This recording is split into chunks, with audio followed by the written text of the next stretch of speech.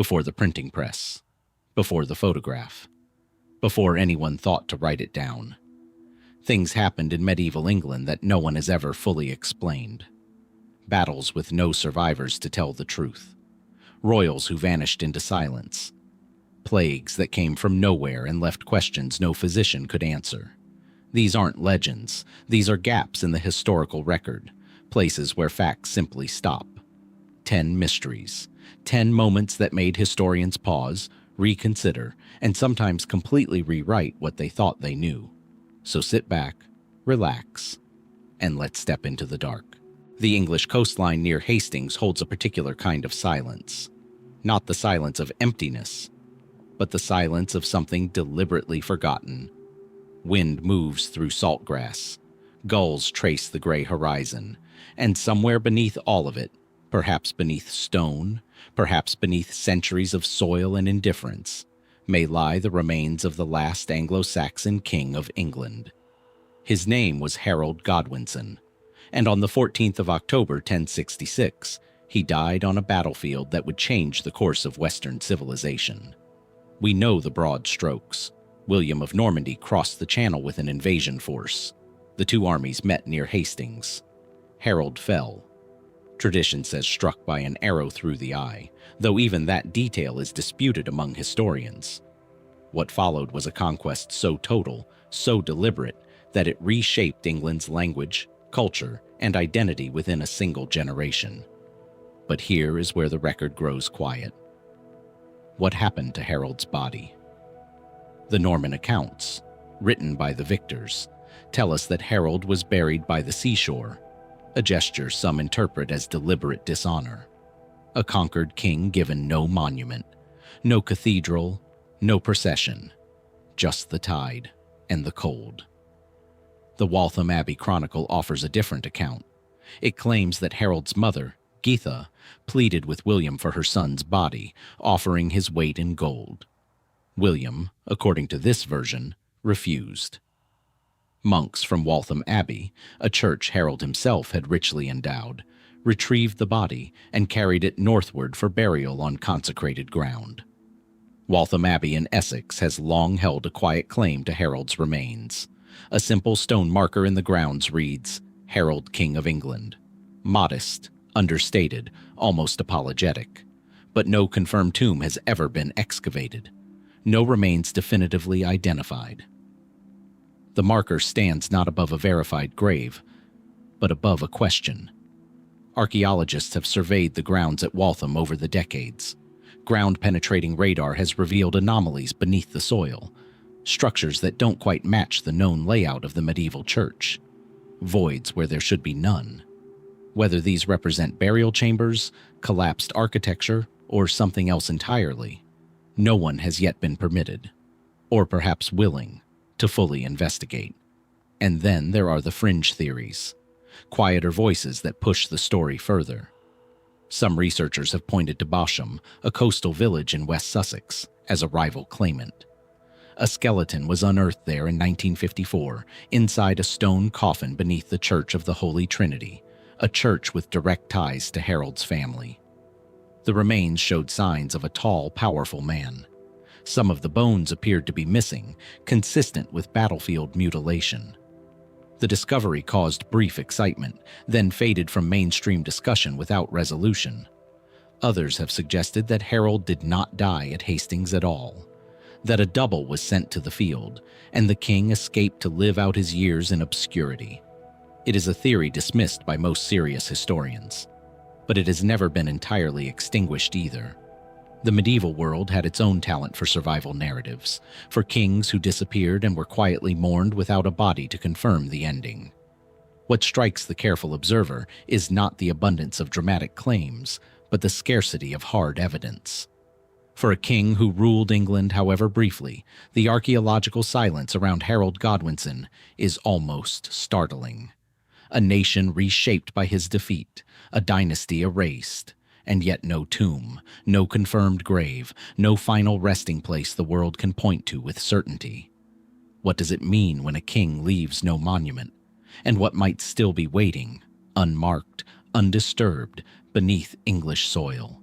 And yet, Hereward is not the only mystery that medieval England buried quietly. Some things were not hidden beneath soil or stone, but in plain sight, dressed in ceremonial robes, carried out in the open, year after year, for centuries. And somehow, they remain just as difficult to explain. Every year in cathedral cities across medieval England, something quietly extraordinary took place. The great stone interiors of churches, places of hierarchy, of authority, of carefully maintained order, were handed over, symbolically but completely, to a child. Not a prince, not a nobleman's son, a choir boy. He was dressed in the full vestments of a bishop, mitre on his head, staff in his hand. He presided over ceremonies, delivered sermons, received formal gifts, and was afforded a deference that, in any other context, would have seemed unthinkable. The real bishop, the ordained adult authority, stepped aside. For a fixed period, from the feast of St. Nicholas on the 6th of December through to Holy Innocents' Day on the 28th, the boy held the role entirely. This was the boy bishop tradition, and while historians can trace its practice across England, France, Germany, and beyond, the deeper question of what it truly meant, and why it vanished so completely, remains curiously open. The tradition is documented from at least the 10th century. Records from Salisbury Cathedral, York Minster, and St. Paul's in London all confirm its practice. The boy was not merely symbolic in a casual sense. He conducted real ceremonies. He gave real blessings. In some recorded cases, if a boy bishop died during his tenure, and several did, he was buried with the full honors of a bishop, complete with an effigy in episcopal dress. There are surviving tomb effigies that show exactly this. Small stone figures, no taller than a child, carved in the full regalia of religious authority. They lie in cathedral chapels, largely unnoticed by modern visitors, in the same posture as the great bishops buried beside them. The same crossed hands, the same solemn expression, the same claim to spiritual dignity. What were those communities actually saying when they buried a child that way? The mainstream historical interpretation frames the boy bishop as a sanctioned pressure valve, a controlled moment of inversion. Medieval society was intensely hierarchical, and scholars of carnival and festivity have long argued that periodic rituals of reversal serve to reinforce, rather than undermine, the existing order. By allowing hierarchy to be playfully inverted on appointed days, the system demonstrated its own confidence. The powerful could afford to laugh at themselves, briefly, because the laughter always ended on schedule. There is also the theological dimension.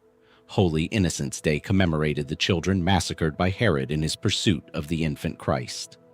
Elevating a child during this period carried devotional weight, an acknowledgement that innocence held its own form of sacred authority, that proximity to God was not the exclusive property of age or rank. Both explanations are reasonable. Both are, in their way, convincing, but they do not quite account for everything. Consider the geographical spread of the tradition. It appears not just in England but across much of Catholic Europe, emerging in broadly similar forms in places with no direct contact or coordination. Historians of religion have noted this kind of parallel emergence before, the same ritual logic appearing independently in different places, as though answering the same deep cultural need. But what need exactly? And why a child specifically elevated to religious authority, rather than any other form of symbolic inversion? Some researchers have looked further back, past the medieval church records, toward older ritual structures. The midwinter period in pre-Christian Northern Europe was a time of acknowledged strangeness, a liminal zone between the dying year and the new one, when the boundaries between the ordinary and something else were considered permeable. Figures of inversion, of misrule, of the world turned briefly upside down, appear in cultures across this period with a consistency that is difficult to attribute entirely to coincidence. The Church did not always replace older practices. Sometimes it absorbed them, reframed them, gave them new theological clothing while leaving the underlying structure intact. Is that what happened here? Is the boy bishop, in some form, older than the feast days used to explain him? It is not a theory that can be proven, but it is one that certain folklorists and historians of religion have declined to fully dismiss. And then there is the question of disappearance. The boy bishop tradition was formally suppressed in England under Henry VIII as part of the broader dismantling of Catholic ceremonial life. It briefly re-emerged under Mary I, then faded again under Elizabeth. By the 17th century, it was largely gone from English life, occasionally revived in isolated parishes as a curiosity, but never restored to the institutional significance it once held. What is unusual is how completely it was erased. Many Catholic practices left traces, in folklore, in local custom, in the names of feast days that outlasted their original meaning. The boy bishop left almost nothing: a handful of tomb effigies, a few cathedral records, the odd passing reference in a churchwarden's account book. For something practiced so widely, for so many centuries, the silence it left behind is striking. Was it suppressed because it was considered merely superstitious? A relic of Catholic excess to be tidied away along with everything else? Or was there something about this particular tradition that made those in authority especially eager to see it gone? The stone effigies remain. Small, still, unexplained. A child in a bishop's robes carved for eternity, resting in the same chapels as the men who held real power. Whatever those communities believed they were doing when they lifted a boy into that role. Whatever meaning they found in that brief, annual inversion of everything the church stood for. It did not survive in any form they left us words for. And perhaps that is the most unsettling thing about it. Not that the tradition is mysterious, but that the people who practiced it for centuries apparently never felt the need to explain it. What did they understand that we no longer do?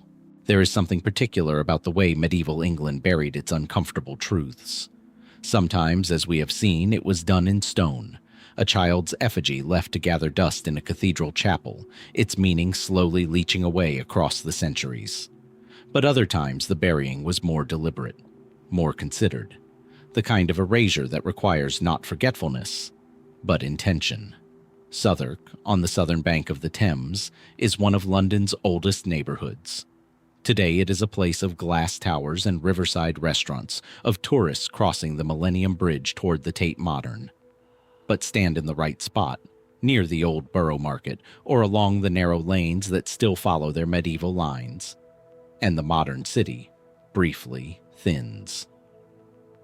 The geometry of the streets remembers something older, and if you know what you are looking for, you begin to notice the shape of what once existed here. In the medieval period, Southwark occupied a unique and carefully maintained position in English life. It sat just outside the formal jurisdiction of the City of London, close enough to serve it, distant enough to operate by different rules. It was a place where things happened that the city preferred not to acknowledge directly.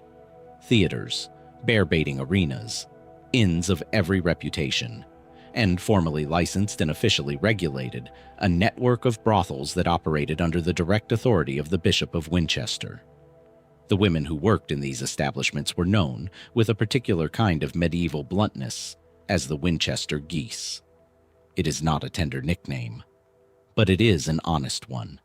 And the story of what happened to the records of their lives, the documents that should tell us who they were, how many there were, what became of them, is a mystery that sits at the intersection of institutional power, deliberate silence, and the long history of whose lives are considered worth recording.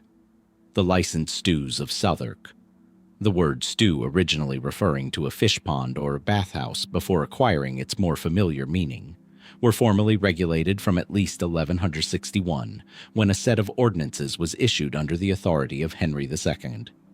These ordinances are among the more remarkable documents of medieval administration. They set out, in precise and unsentimental language, the rules governing the operation of the brothels along the bankside. The regulations were detailed. Women were not to be held against their will. They were not to be charged rent on Sundays. They were not to be prevented from leaving if they chose to go. Single women were to be permitted to come and go freely. No woman was to be kept by force or detained for debt in a way that prevented her departure. Whether these rules were followed in practice is another matter entirely, but their existence is significant. The ordinances represent an acknowledgement, written, formalized, preserved, that these women existed, that they had lives with specific conditions, and that those conditions were considered worth regulating. For roughly 4 centuries, the licensed stews operated under episcopal oversight. The Bishop of Winchester collected rents from the brothel keepers. The income was substantial. The records of that income, account books, rental agreements, licenses, should, in theory, have been maintained with the same care that any large medieval landowner applied to their estate management. And here is where the story begins to grow complicated. Some records do survive. Fragments, partial accounts, enough to confirm that the system existed and functioned across a considerable period. Historians have pieced together outlines from what remains, the names of a handful of individual women, occasional references in court documents, passing mentions in the correspondence of church officials. But the records are far thinner than they should be. For an institution that operated continuously for nearly 4 centuries, generating regular income for one of England's most powerful bishoprics, the documentary survival is strikingly sparse. Where did the records go? The most straightforward explanation points to the dissolution and disruption of the 16th century. Henry VIII suppressed the Southwark stews in 1546, issuing a proclamation that closed them formally and permanently. Though historians note that the proclamation's very existence suggests the trade continued in some form regardless. The upheaval of the Reformation, the dissolution of ecclesiastical estates, the transfer of properties and their associated records between different forms of authority. All of this created conditions in which documents could be lost, misfiled, or simply neglected into destruction. It is a reasonable explanation. The same period saw the loss of vast quantities of medieval documentation across England. Monastic libraries were dispersed. Estate records were separated from the properties they described. The administrative infrastructure that had maintained certain archives simply ceased to exist, and what it had accumulated often ceased with it. But historians who have examined the question carefully have noted something that complicates this straightforward account. The gaps in the Winchester records are not uniformly distributed across time. The losses are not random. There appear to be specific periods, specific categories of documentation, where the absences are more pronounced than general archival decay would suggest. Rental records from certain decades, licensing documents from specific periods of ecclesiastical transition, personal registers that, by the logic of the system's own administration, should have existed. The pattern, and scholars are careful about using that word because patterns in archival absence are notoriously difficult to distinguish from coincidence, suggests something more selective than simple catastrophic loss.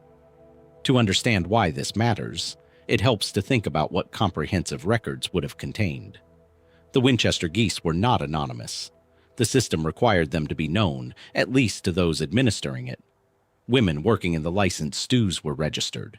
They could be identified by name, by the establishment where they worked, by the keeper to whom they paid their fees. Some were local. Some came from considerable distances. From elsewhere in England, from the continent, from places that would tell us something about the networks through which women entered this kind of work in medieval London.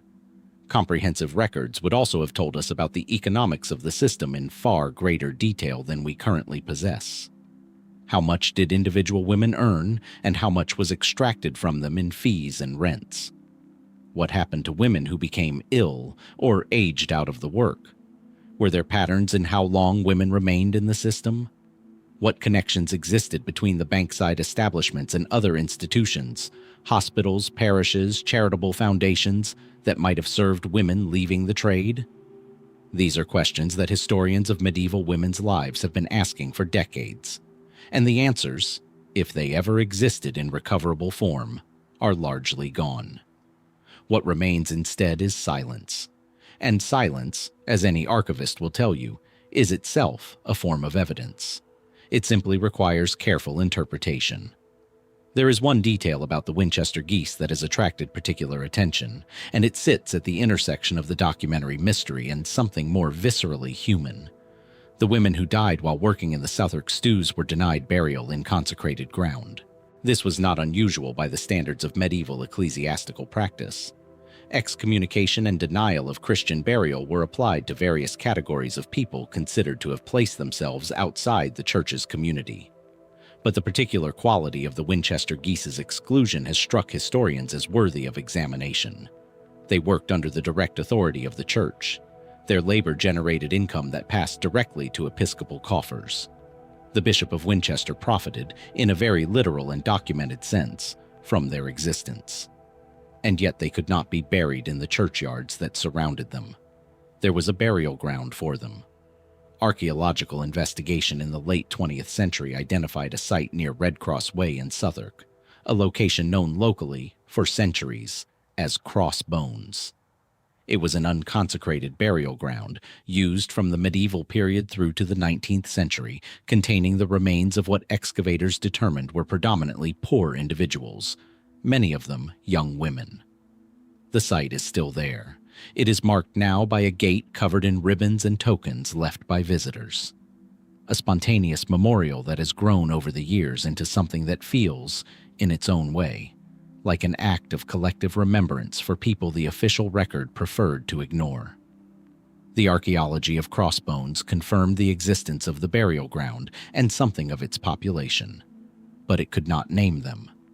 The documentary record that might have connected specific women to specific lives, specific origins, specific stories, that record is the one that is missing.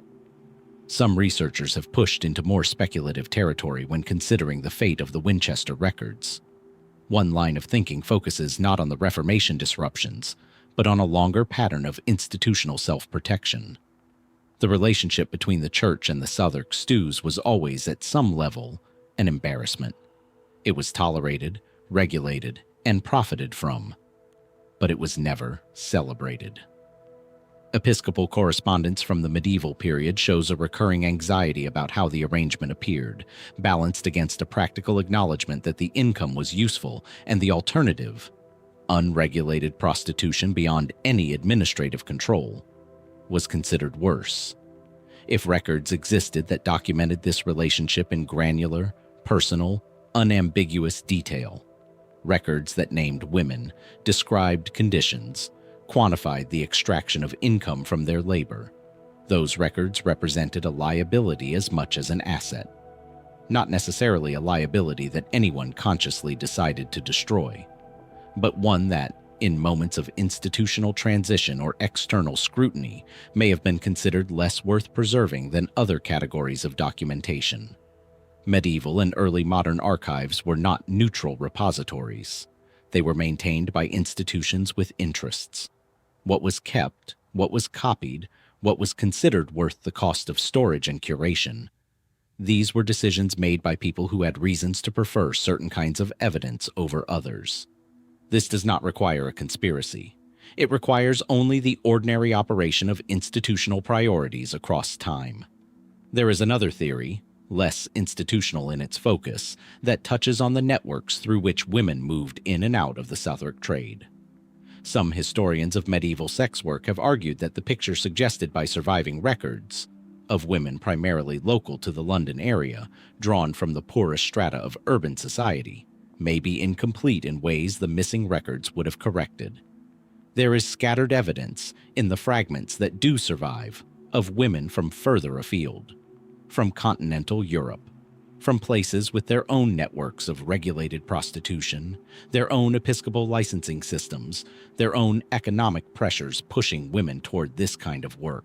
If the Winchester records were ever complete, they may have documented something considerably more complex than the local, isolated institution that appears in the fragmentary evidence. A network, a system with connections across the channel, across different jurisdictions and ecclesiastical territories. The loss of those records on this reading is not just the loss of individual women's stories. It is the loss of evidence for a form of medieval European economic and social connection that historians have barely begun to trace. Whether this is what the missing records contained, no one can say with confidence. It is a hypothesis built on gaps, on the shape of what is absent rather than the substance of what remains. But it is the kind of hypothesis that responsible historians do not entirely dismiss, because archival absence can be as revealing as archival presence if you are willing to sit with the uncertainty it produces. What we are left with, ultimately, is a community of women who existed at the center of a formally documented system, licensed, regulated, taxed, excluded from burial, and who have nonetheless largely vanished from the historical record. The stone gate at Crossbones is covered in flowers and handwritten notes. People leave things there for women whose names they do not know. It is an unusual form of memorial, spontaneous and ongoing, generated not by any institution, but by something in the ordinary human response to erasure. The women buried there lived and worked within sight of Southwark Cathedral. They were contemporaries of the pilgrims Chaucer described, of the merchants crossing London Bridge, of the bishops whose accounts recorded their rents with the same procedural calm applied to any other property income. They were part of the fabric of medieval London in a way the surviving record only partially captures. Somewhere, in an archive not yet fully catalogued, in a collection transferred and retransferred across centuries of institutional reorganization, in a document misfiled under a reference no one has yet thought to check. There may be more. A rental roll, a licensing register, a list of names. Or there may not. And that, perhaps, is the question the Winchester Geese leave us with. Not simply what happened to their records, but what it tells us about a society that could regulate, profit from, and ultimately erase the documentation of an entire community of women, so thoroughly that centuries later, we are still tracing the outline of what we cannot find. What else is missing that we have not yet thought to look for? There is a pattern beginning to emerge across these mysteries. The missing records of the Winchester Geese, the erased meaning of the boy bishop, the unmarked grave of a king. Again and again, medieval England confronts us not with abundance, but with absence. Not with answers, but with the precise shape of what has been taken away. And nowhere is that shape more tantalizing or more frustrating than in a quiet bend of the Thames Valley, in a small Oxfordshire town that most people drive through without stopping. Eynsham is not a dramatic place. It does not announce itself. A market town of modest scale, sitting between Oxford and Witney on the A40, it has the look of somewhere that has been continuously inhabited for a very long time, without ever quite demanding attention. The streets are old. The stones are old. And beneath the surface of the ordinary, something medieval persists. Not loudly, but with a quiet insistence that rewards the patient observer. Because Eynsham was once home to one of the most significant Benedictine abbeys in the English Midlands. And what that abbey may have recorded, and what became of those records, is a mystery that has quietly unsettled historians of medieval religion for generations. Eynsham Abbey was founded, in its earliest form, in the 10th century, though its most significant period of development came after the Norman conquest. By the 12th and 13th centuries, it had grown into a substantial institution, landowner, employer, center of learning, and keeper, as all major abbeys were, of records. Charters, account rolls, correspondence, the documentary machinery of a large medieval enterprise, maintained across centuries by men whose vocation included, alongside prayer and labor, the careful preservation of written knowledge. The abbey produced at least one work of enduring significance. The Eynsham Cartulary, a compiled record of the abbey's landholdings and legal agreements, survives and has been studied by historians of medieval land tenure. It is a useful document. It tells us about property, about boundaries, about the legal relationships between the abbey and the world around it. But there are references, scattered, indirect, maddeningly incomplete, to something else. Something that the cartulary does not contain and that no surviving document from Eynsham fully represents. A chronicle, not a property record, not an account of rents and landholdings, but a narrative, a running account of events, observations, and perhaps something more. maintained by the monks across a considerable period of the Abbey's history. It is gone, and the question of where it went and what it contained sits at the heart of one of medieval England's quieter but most persistent documentary mysteries. To understand what might have been lost, it helps to understand what monastic chronicles were and what they did. The great Benedictine abbeys of medieval England were not simply religious houses. They were intellectual centers, and their chronicles were among the most ambitious literary and historical projects of the age. The chronicles of St. Albans, of Peterborough, of Malmesbury. These are foundational documents of English medieval history, consulted by historians to this day, containing not just records of events, but analysis, polemic, theology, local observation, and the accumulated perspective of communities that had been watching the world for centuries. A significant chronicle was not merely a list of dates and deaths. It was an interpretation of events. It was a community's attempt to understand its own place in time, in the sweep of sacred history, in the political turbulence of the medieval present, in the relationship between the local and the universal that preoccupied medieval religious thought. What would Eynsham's chronicle have contained? The Abbey's position in the English Midlands placed it at an interesting intersection of influences. It was close enough to Oxford to have relationships with the emerging university there, relationships that began in the late 12th and early 13th centuries, precisely the period when the chronicle is most strongly implied by surviving references. It sat within a landscape shaped by the conflicts between crown and church, between local lords and monastic landowners, between the old certainties of the pre-conquest world and the new arrangements that had replaced them. One figure connects Eynsham to a moment of particular historical intensity. Adam of Eynsham was a monk of the Abbey who served in the late 12th century as personal chaplain to Hugh of Lincoln, one of the most remarkable churchmen of his age, a bishop whose relationship with 3 successive English kings was one of studied, principled, and occasionally confrontational independence. Adam wrote a biography of Hugh, the Magna Vita Sancti Hugonis, a text that survives and is considered one of the finest examples of medieval hagiography in the English language.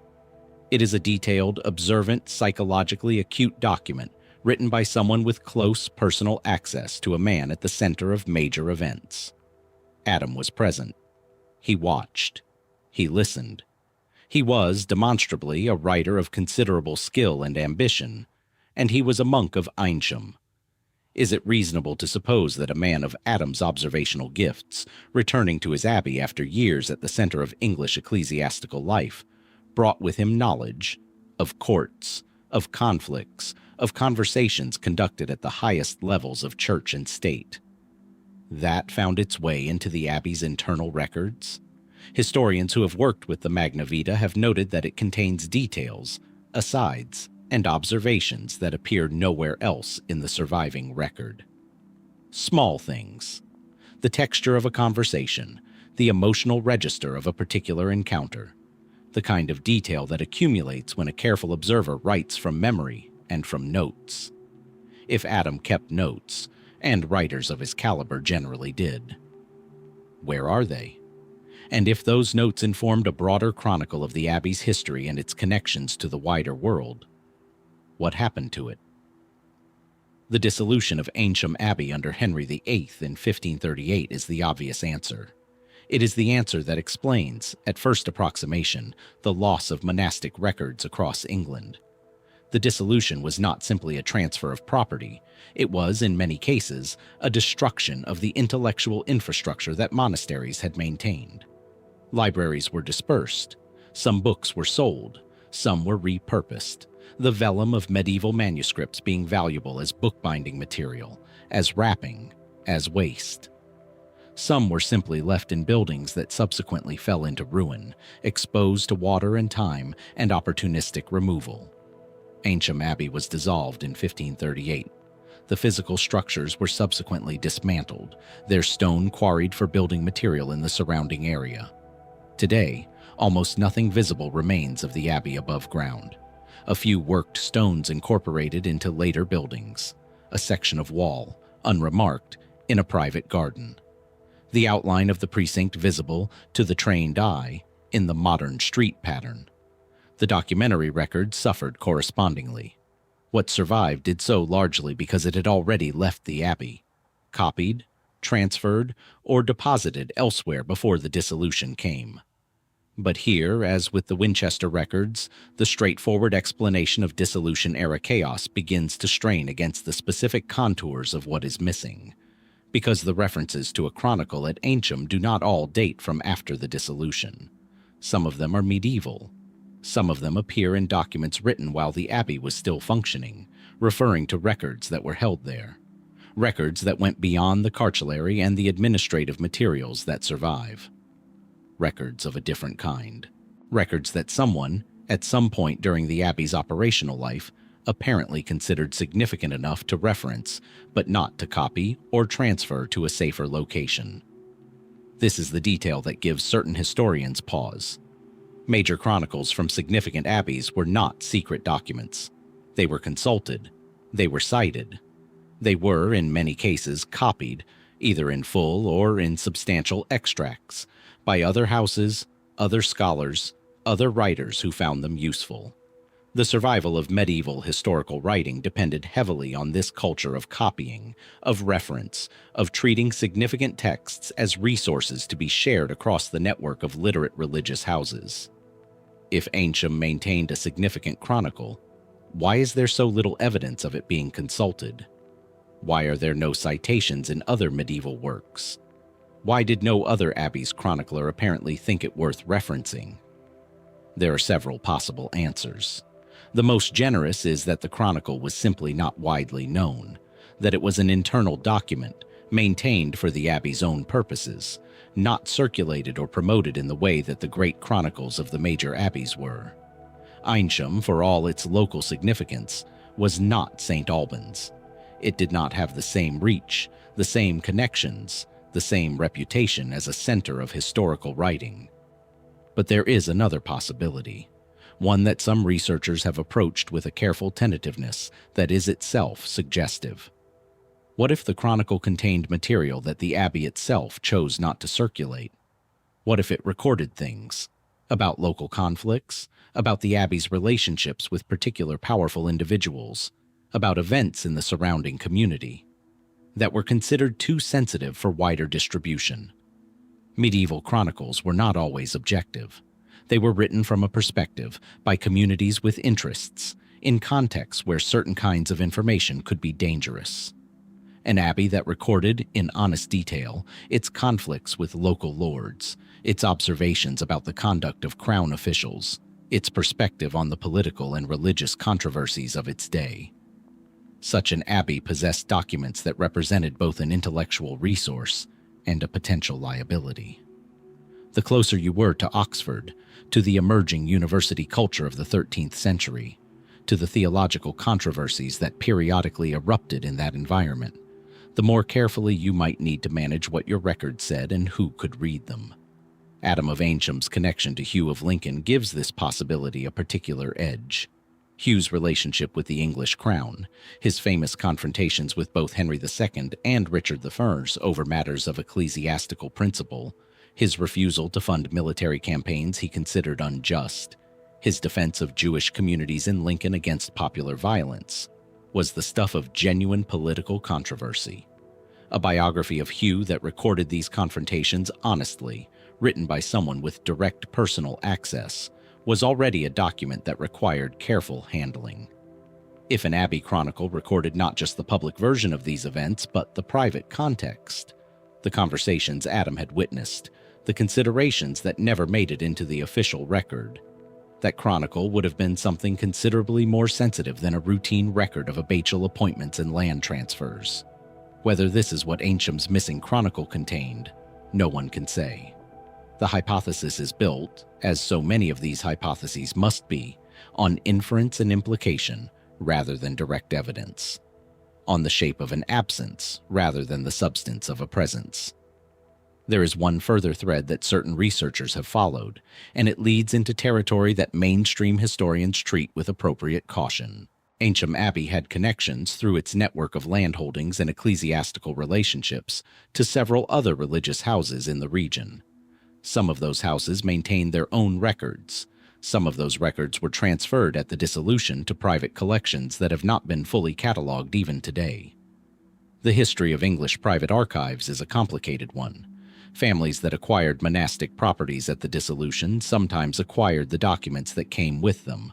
Not deliberately, not because they recognized their historical significance, but because the documents were simply there, in the buildings they had purchased.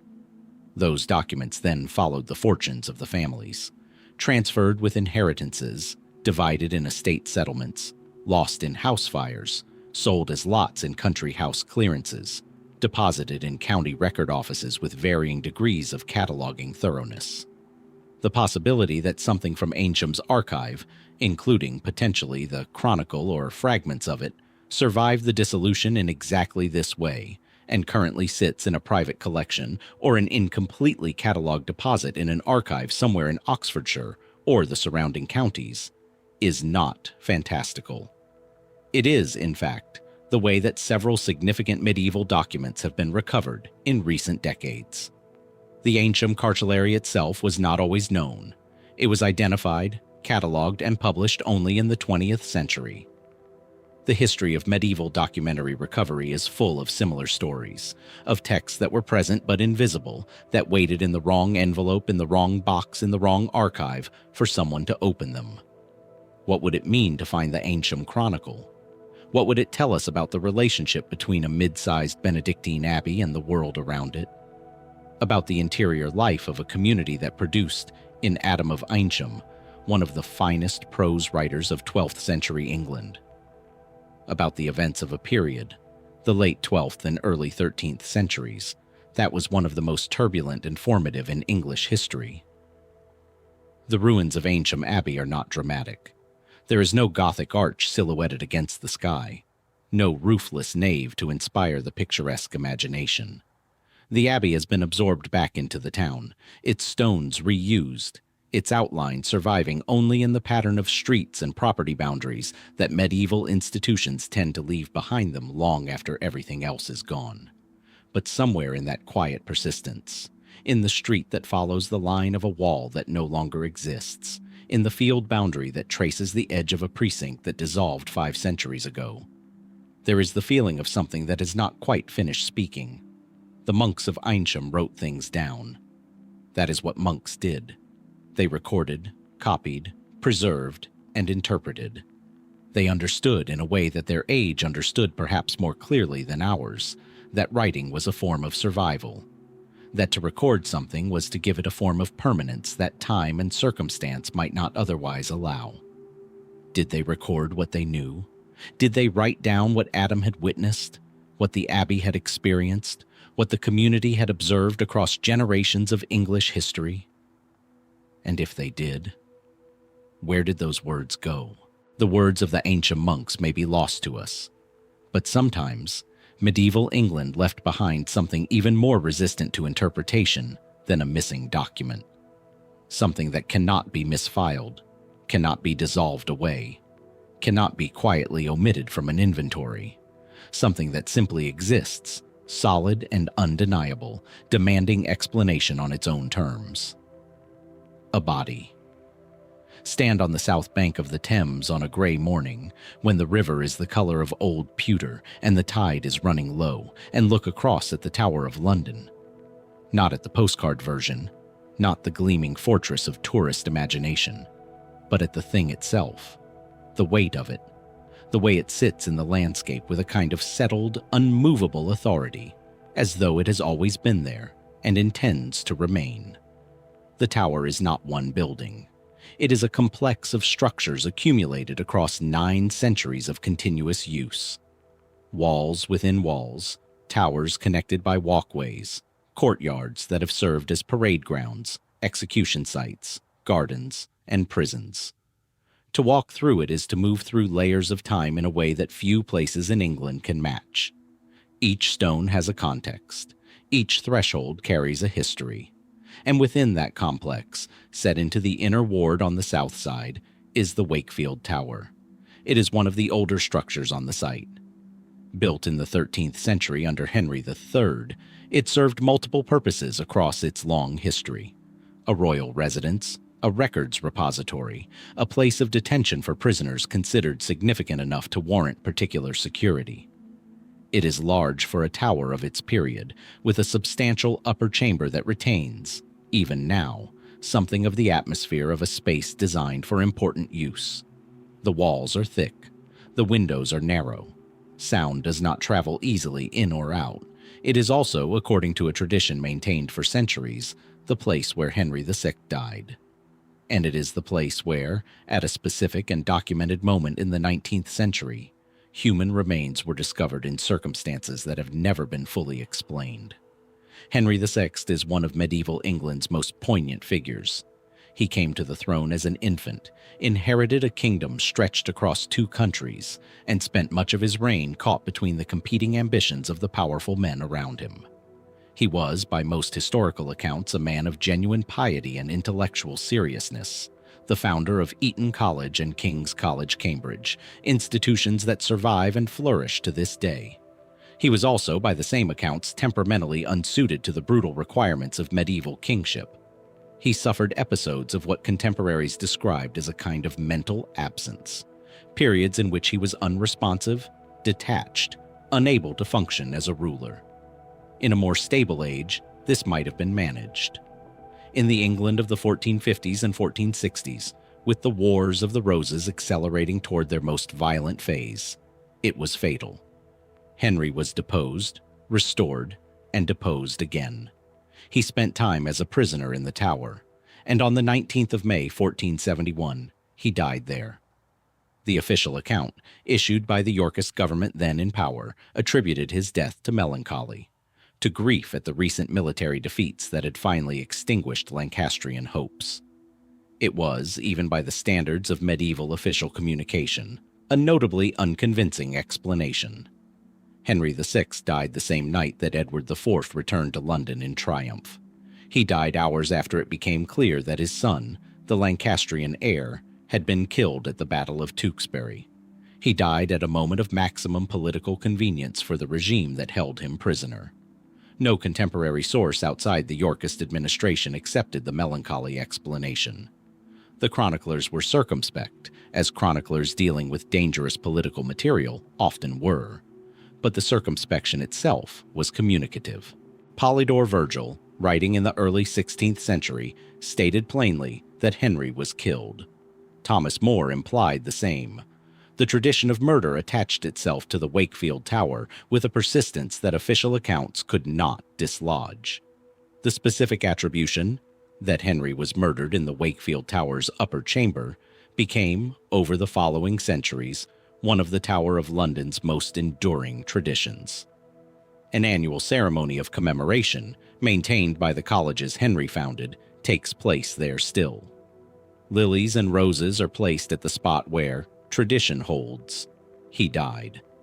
This is the established history, contested in its details but settled in its broad outline. What is less settled, what opens into something considerably more uncertain, is what was found in the Wakefield Tower in 1879.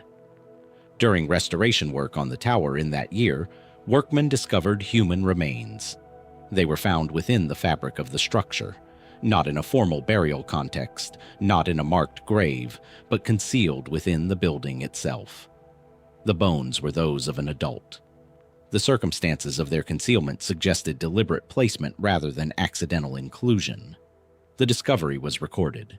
It was examined after a fashion by the standards of 19th century archaeological investigation, which is to say, it was noted, discussed briefly, and then handled in a way that would cause considerable frustration to any modern forensic specialist. The remains were reinterred. The precise location of the reinterment was not recorded with the clarity that subsequent generations would have wished. The documentation of the discovery itself is fragmentary. A report here, a letter there, references in later accounts that derive from sources no longer fully traceable. And so the question settled into the historical record like sediment. Whose bones were those? The obvious answer, the answer that tradition immediately reached for, was Henry VI. Here, in the tower where he died, were human remains hidden within the walls. The connection seemed almost to make itself. But the obvious answer is complicated by almost everything else we know. Henry VI was not secretly buried. He was interred initially at Chertsey Abbey, a location that itself became a site of popular veneration, with reported miracles attracting pilgrims in numbers that alarmed the Yorkist government. His remains were subsequently moved by Richard III to St. George's Chapel at Windsor, where they rest in a marked tomb to this day. In 2005, a limited forensic examination was conducted on the Windsor remains, confirming the presence of human bones consistent with a medieval adult male, with evidence of what the examining team described as possible trauma. If Henry VI is at Windsor, who was in the Wakefield Tower wall? The question has generated several lines of inquiry, none of them conclusive. One possibility, advanced by historians who have looked carefully at the tower's history as a place of imprisonment, is that the remains belong to one of the many political prisoners who passed through the Wakefield Tower across the medieval period. The tower held prisoners of consequence, people whose deaths in certain political circumstances might have required discreet disposal rather than formal burial. A prisoner who died inconveniently at an inconvenient moment might have been concealed within the structure until a more suitable opportunity for removal arose, and that opportunity might never have come. The medieval Tower of London was, in this sense, a place where bodies were a recurring administrative problem. High-status prisoners who died in custody required careful management. Their deaths needed to be explained, their remains disposed of in ways that neither inflamed political tensions nor created martyrs.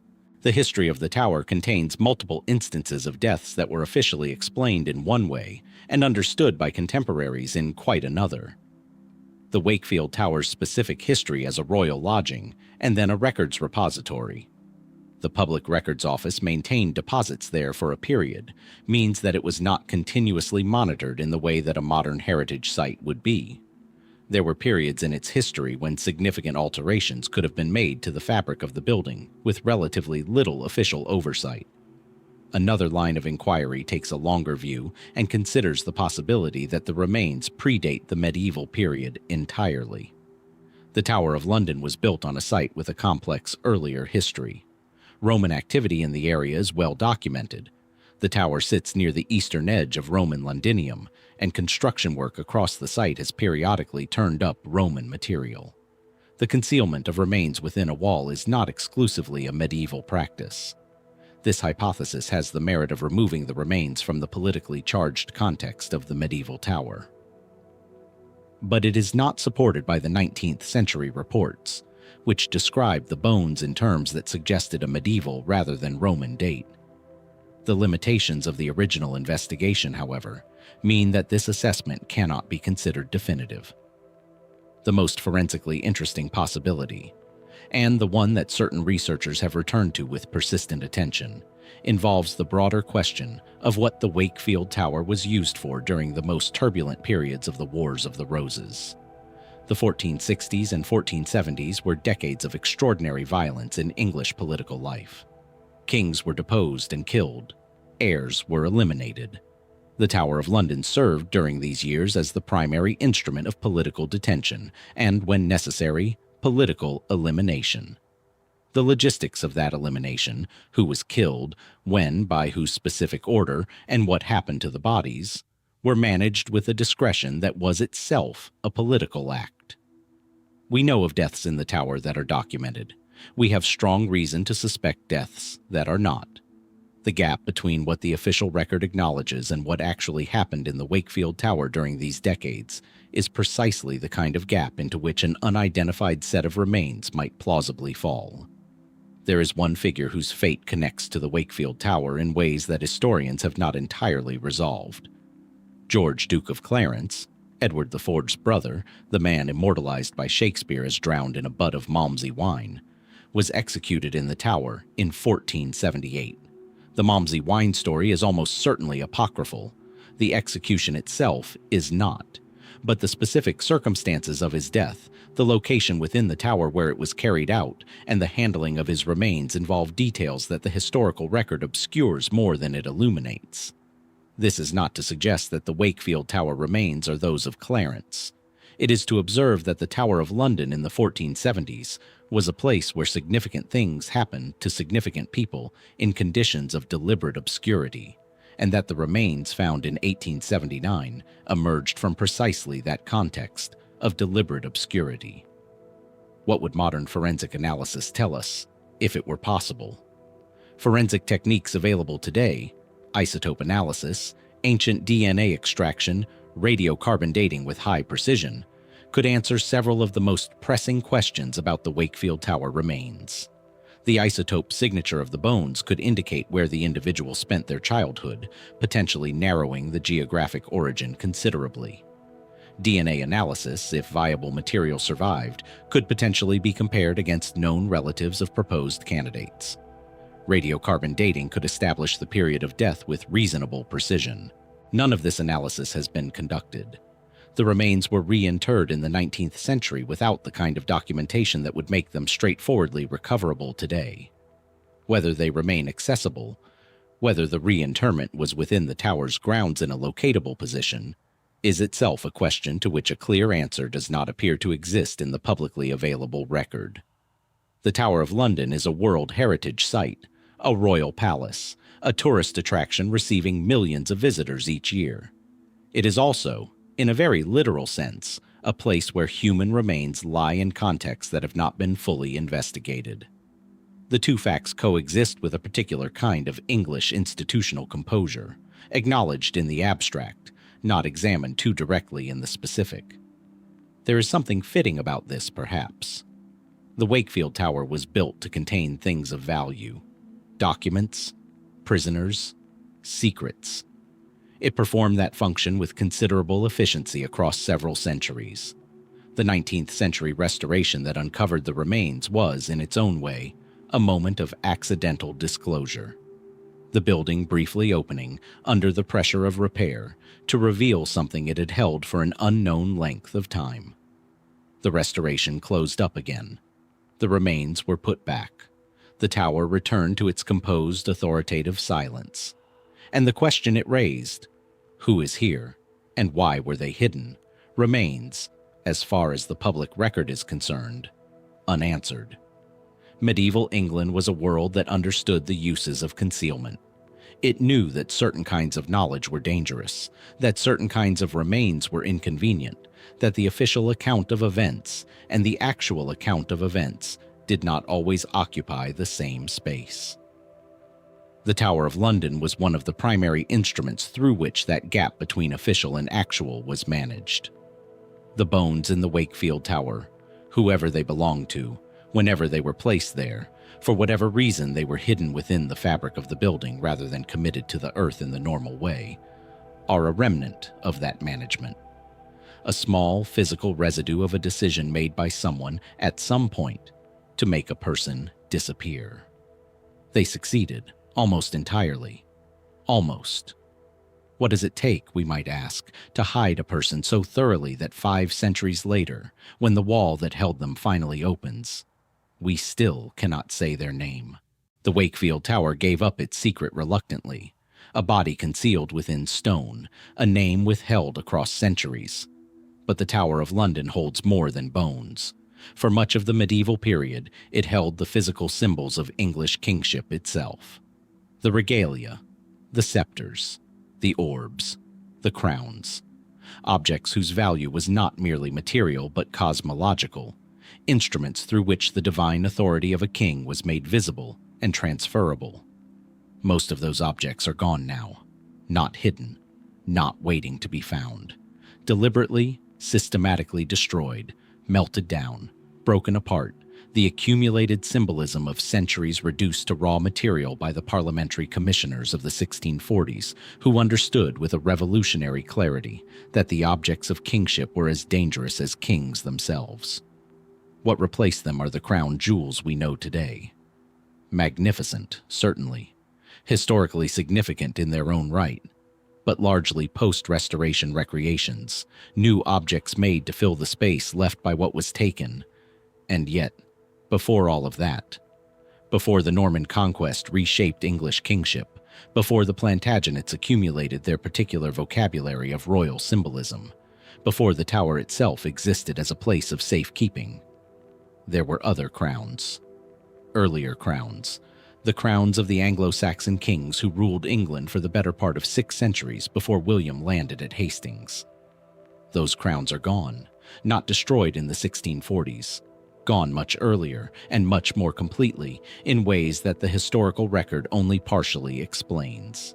And one in particular, the crown most closely associated with the legitimate continuous authority of the Anglo-Saxon royal line, has left behind a silence so complete that historians have spent generations arguing about whether it ever existed in the form tradition describes, or whether that silence is itself a kind of answer.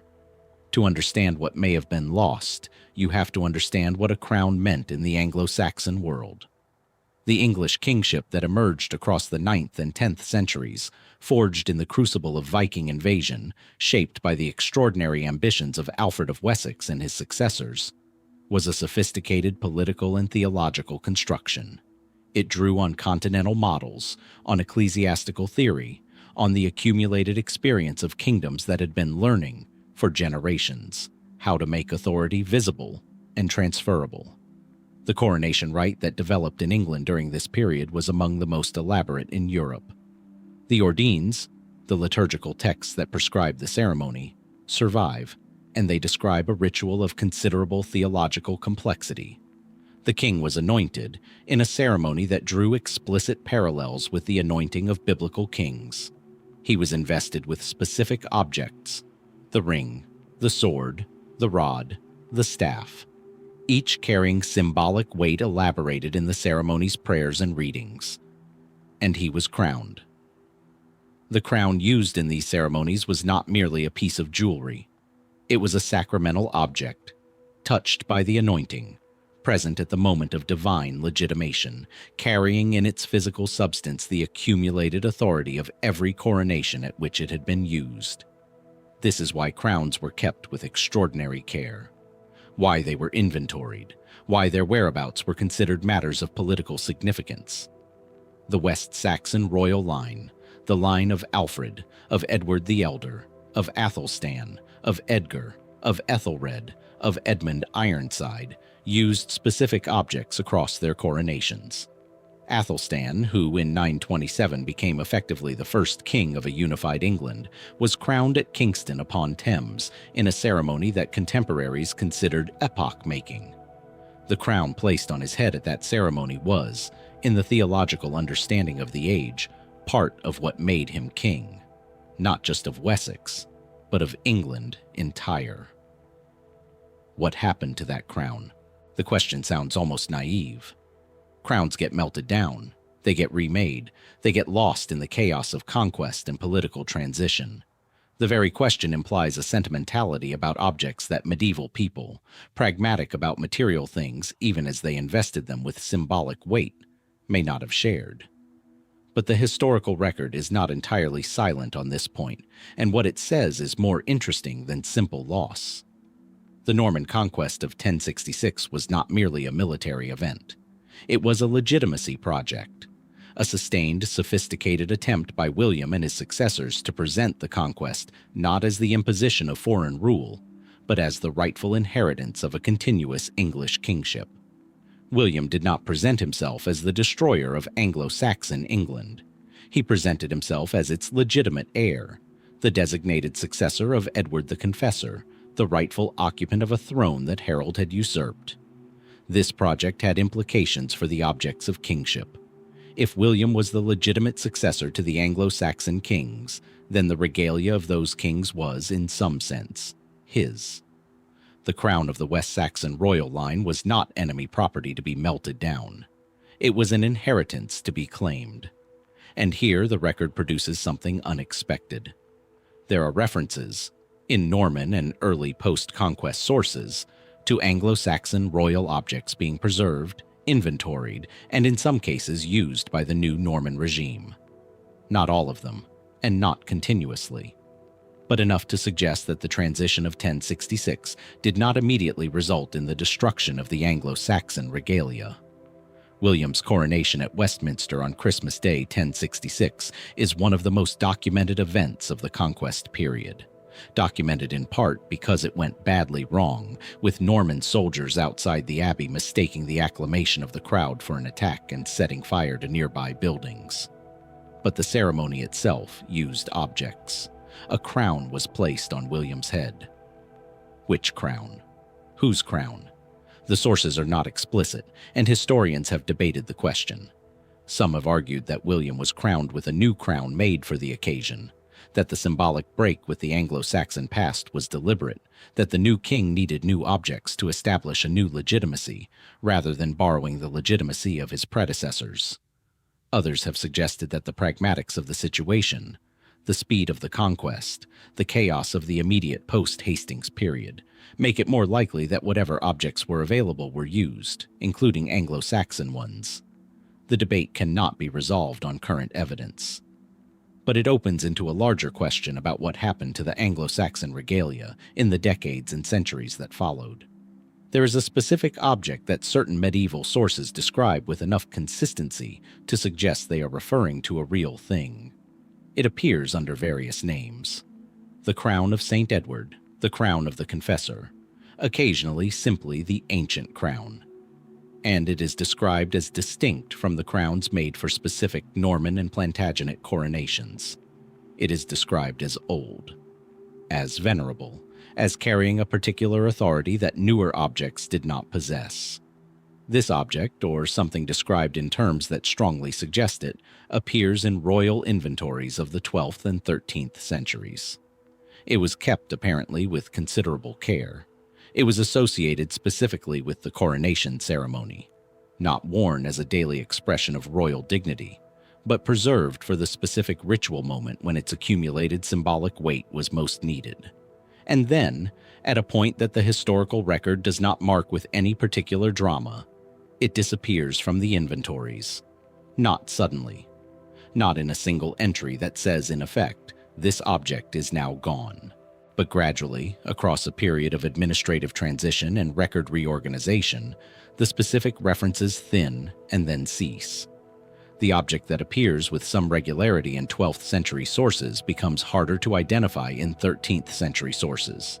And by the 14th century, the crown that appears in coronation contexts is described in terms that clearly refer to a different, later object. Where did it go? The straightforward archivist's answer is that the object was remade. That a crown described as the crown of St. Edward in the 12th century is simply a different physical object from one described the same way in the 14th, because medieval crowns were periodically dismantled, their stones reset, their gold reused in new configurations, with the name and the symbolic identity maintained even as the physical substance changed. This happened with the coronation regalia throughout the medieval period. Objects were remade, identities were transferred. A crown could be, in a meaningful sense, both the same crown and a completely different physical object. This explanation is probably correct for some of what we observe, but it does not fully account for all of the references, and it does not account for a separate category of evidence that points in a different direction. Because alongside the records of the coronation regalia, the objects used in formal ceremonies, kept in treasury conditions, inventoried by royal officials, there are references to Anglo-Saxon royal objects of a different kind, objects that were not part of the active ceremonial toolkit, objects that were kept, apparently, for reasons that were more memorial than practical, kept because of what they were, rather than what they were used for. These references are scattered and indirect. They appear in chronicles, in saints' lives, in the occasional inventory of a religious house that had received objects from royal donors. They describe things, a crown here, a ring there, objects associated with specific named kings of the Anglo-Saxon period, being held by ecclesiastical institutions as relics, as memorials, as tangible connections to a sacred royal past. Winchester Cathedral, as the burial place of multiple Anglo-Saxon kings, was one such repository. Glastonbury Abbey, with its deep and complicated relationship to the mythology of early English kingship, was another. Several smaller houses in Wessex, the heartland of the West Saxon royal line, appear in sources as the keepers of objects whose description suggests they were of royal origin and considerable antiquity. Most of those houses were dissolved in the 16th century. Their contents were dispersed. What happened to objects of this kind, not valuable enough in purely material terms to be carefully tracked, but symbolically significant in ways that the new Protestant regime was specifically motivated to discount, is largely unknown. But the dissolution is not the only mechanism by which these objects could have disappeared, and here the inquiry opens into territory that is more speculative, but not therefore uninteresting. There is a persistent thread in the historical and antiquarian literature, not in mainstream academic history, but in the longer tradition of English historical speculation, that associates certain Anglo-Saxon royal objects with specific acts of deliberate concealment during the conquest period or its immediate aftermath. The argument runs something like this. The conquest of 1066 was experienced by those who lived through it as a catastrophe of enormous proportions. The Anglo-Saxon aristocracy was destroyed as a class with a thoroughness that has few parallels in English history.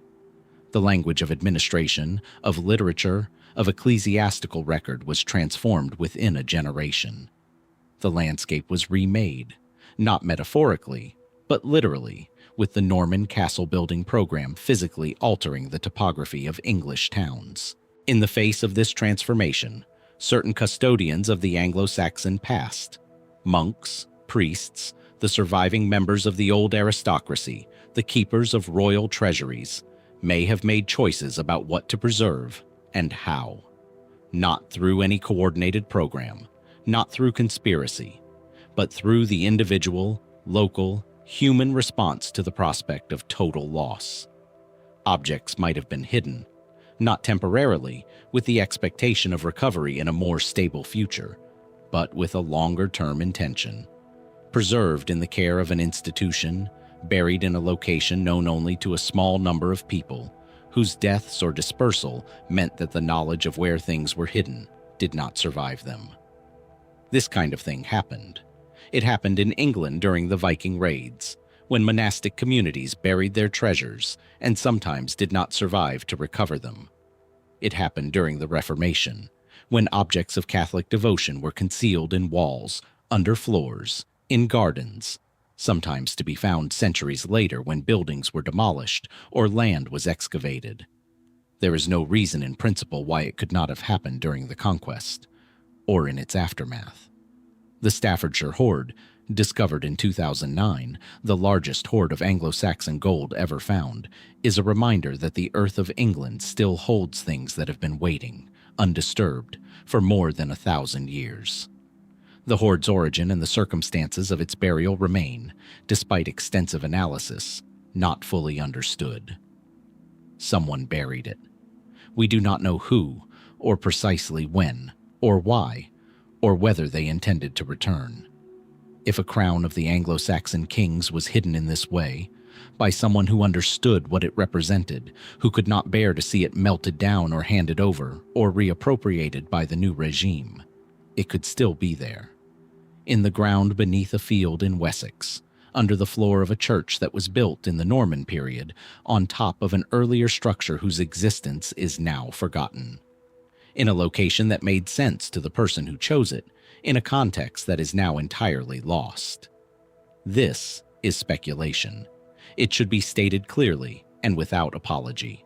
There is no map, no deathbed confession, no Chronicle entry that says, "We have hidden the crown here." The silence that surrounds these objects is, in the end, genuinely silent. But the question of what Anglo-Saxon England considered most worth preserving, what objects carried enough symbolic and sacred weight that their loss would represent something beyond mere material deprivation, is not a trivial one. And the crown of the West Saxon royal line, the object that had been present at the making of the first King of England, that had touched the heads of the kings who built the English state, that had been the physical instrument of divine legitimation for the better part of 2 centuries. That object, if it existed in the form tradition describes, was worth preserving. Whether anyone succeeded in preserving it is another question. whether what was preserved survived the subsequent centuries. The Reformation, the agricultural transformations of the early modern period, the construction booms of the 18th and 19th centuries that disturbed so much English earth without anyone thinking to record what they found, is another question again. The crown jewels of England are kept now in the Jewel House at the Tower of London, in a climate-controlled vault behind layers of security that would have seemed fantastical to the Anglo-Saxon goldsmiths who made the objects they replaced. They are extraordinary. They are irreplaceable. They carry the weight of centuries of English ceremonial life. But they are not the originals. They are, most of them, 17th century objects, or later, beautiful, significant, but young by the standards of the tradition they represent. The objects that came before them, the objects that carried the accumulated symbolic authority of the Anglo-Saxon kings who first made England a unified realm, are gone. Most of them, anyway. Somewhere in the gap between what the Norman inventories record and what the later medieval sources describe, in the administrative silence that surrounds the disappearance of the ancient crown from the formal record, there may be an answer.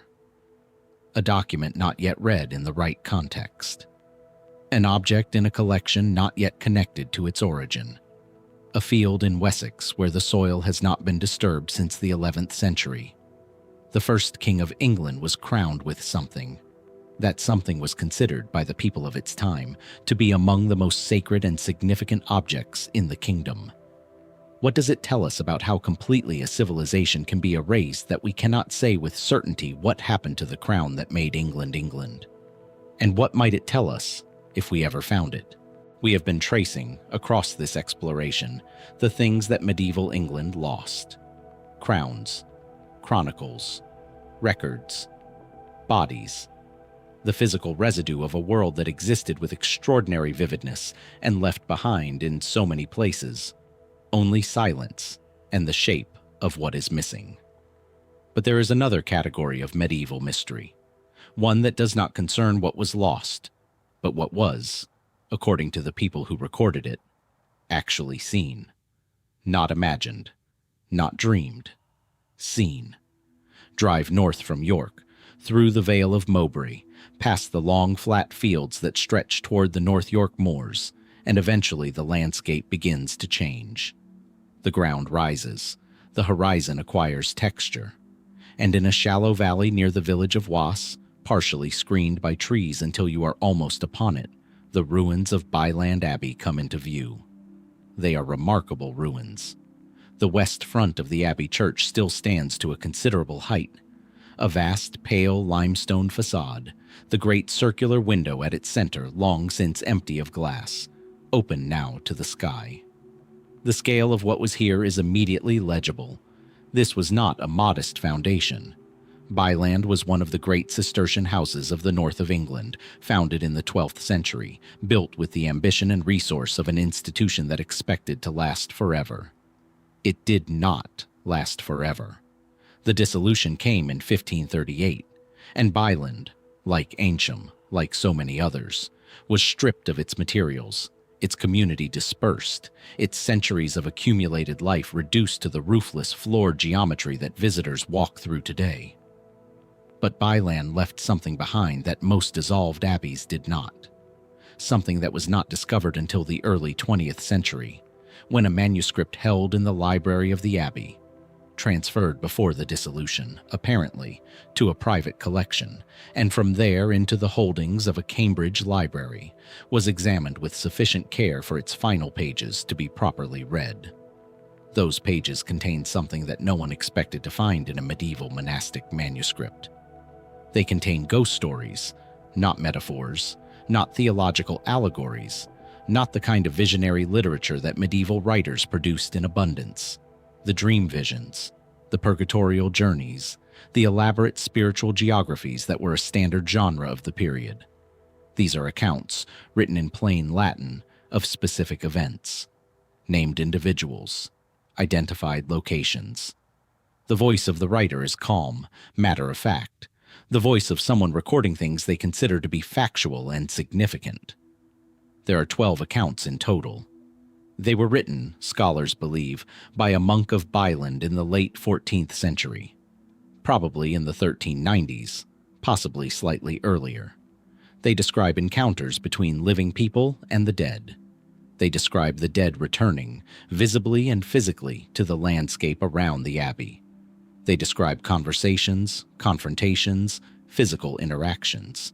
And they describe, in several cases, the resolution of those encounters, the methods by which the returned dead were laid to rest, their unfinished business completed, their restlessness finally stilled.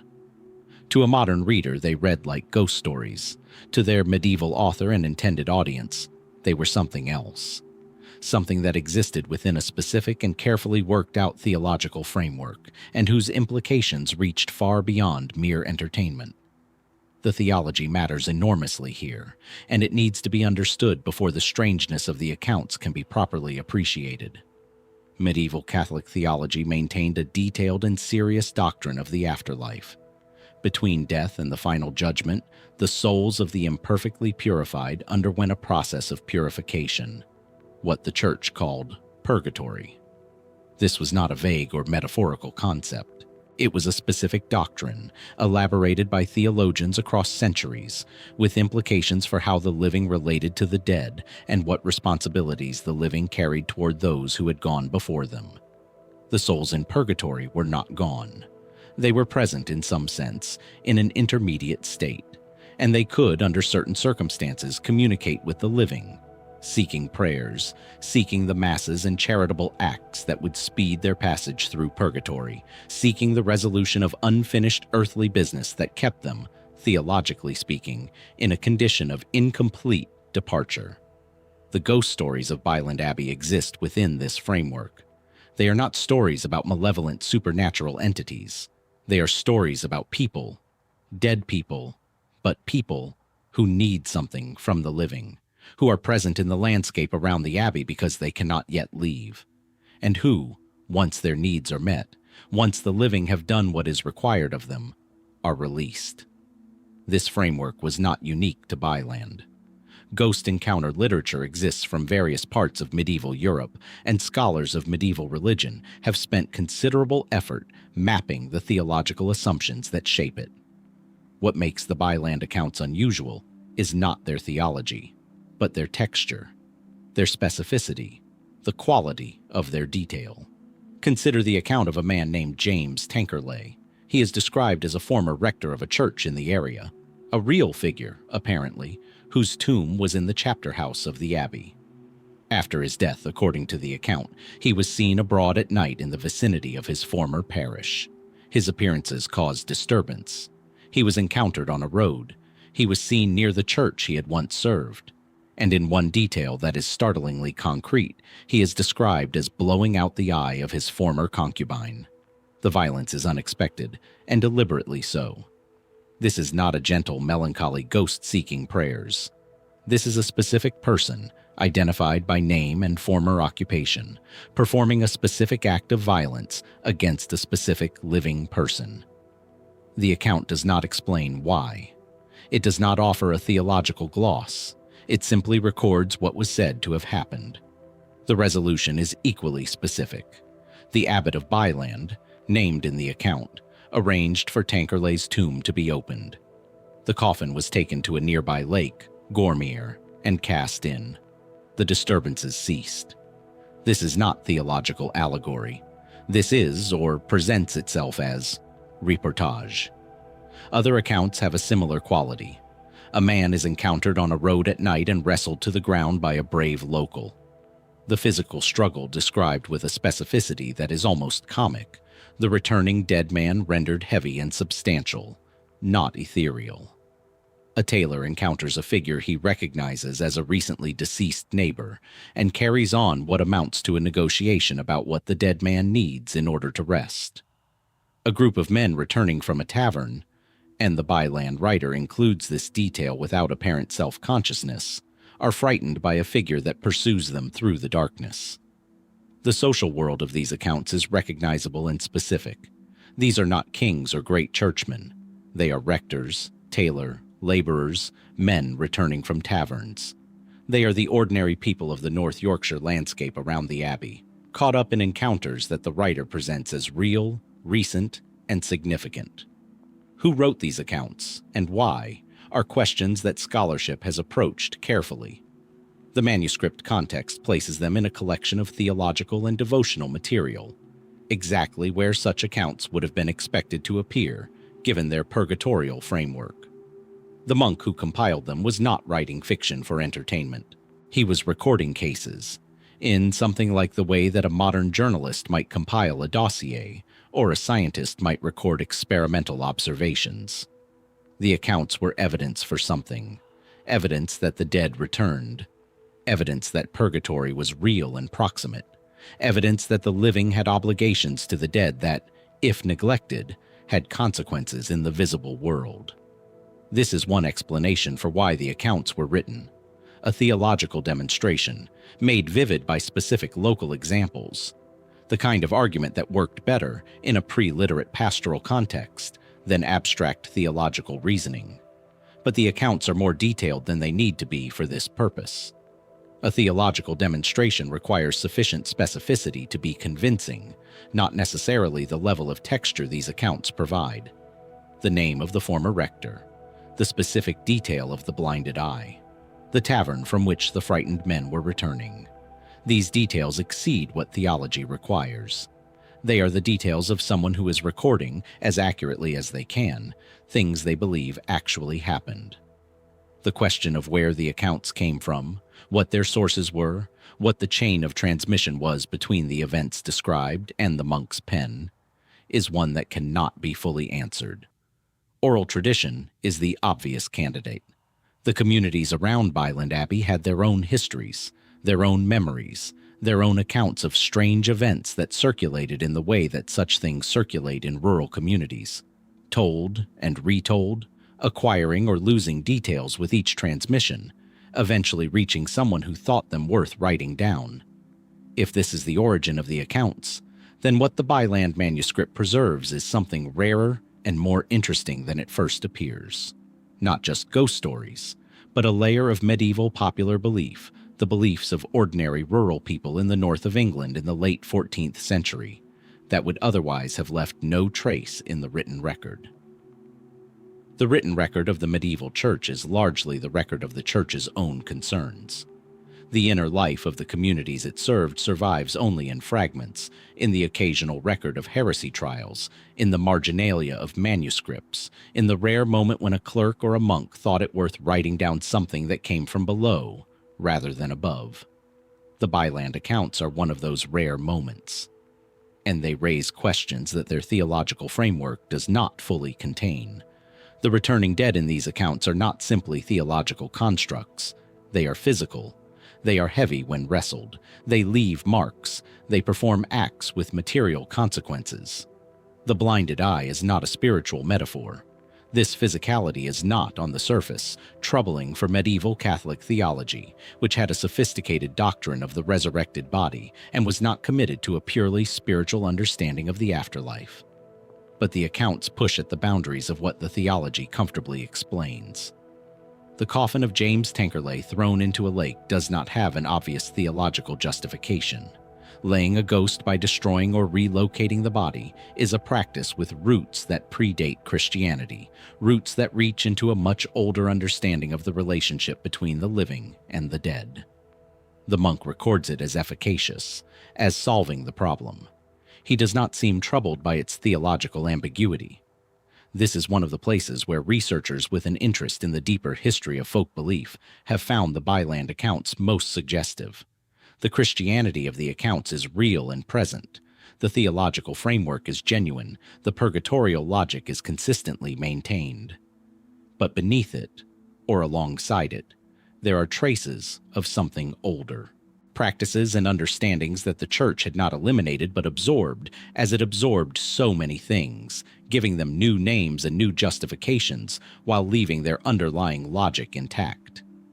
The question of what people in medieval England actually believed, as opposed to what the church taught them to believe, as opposed to what they told priests in confession, as opposed to what they knew it was safe to say, is one of the most challenging in medieval studies.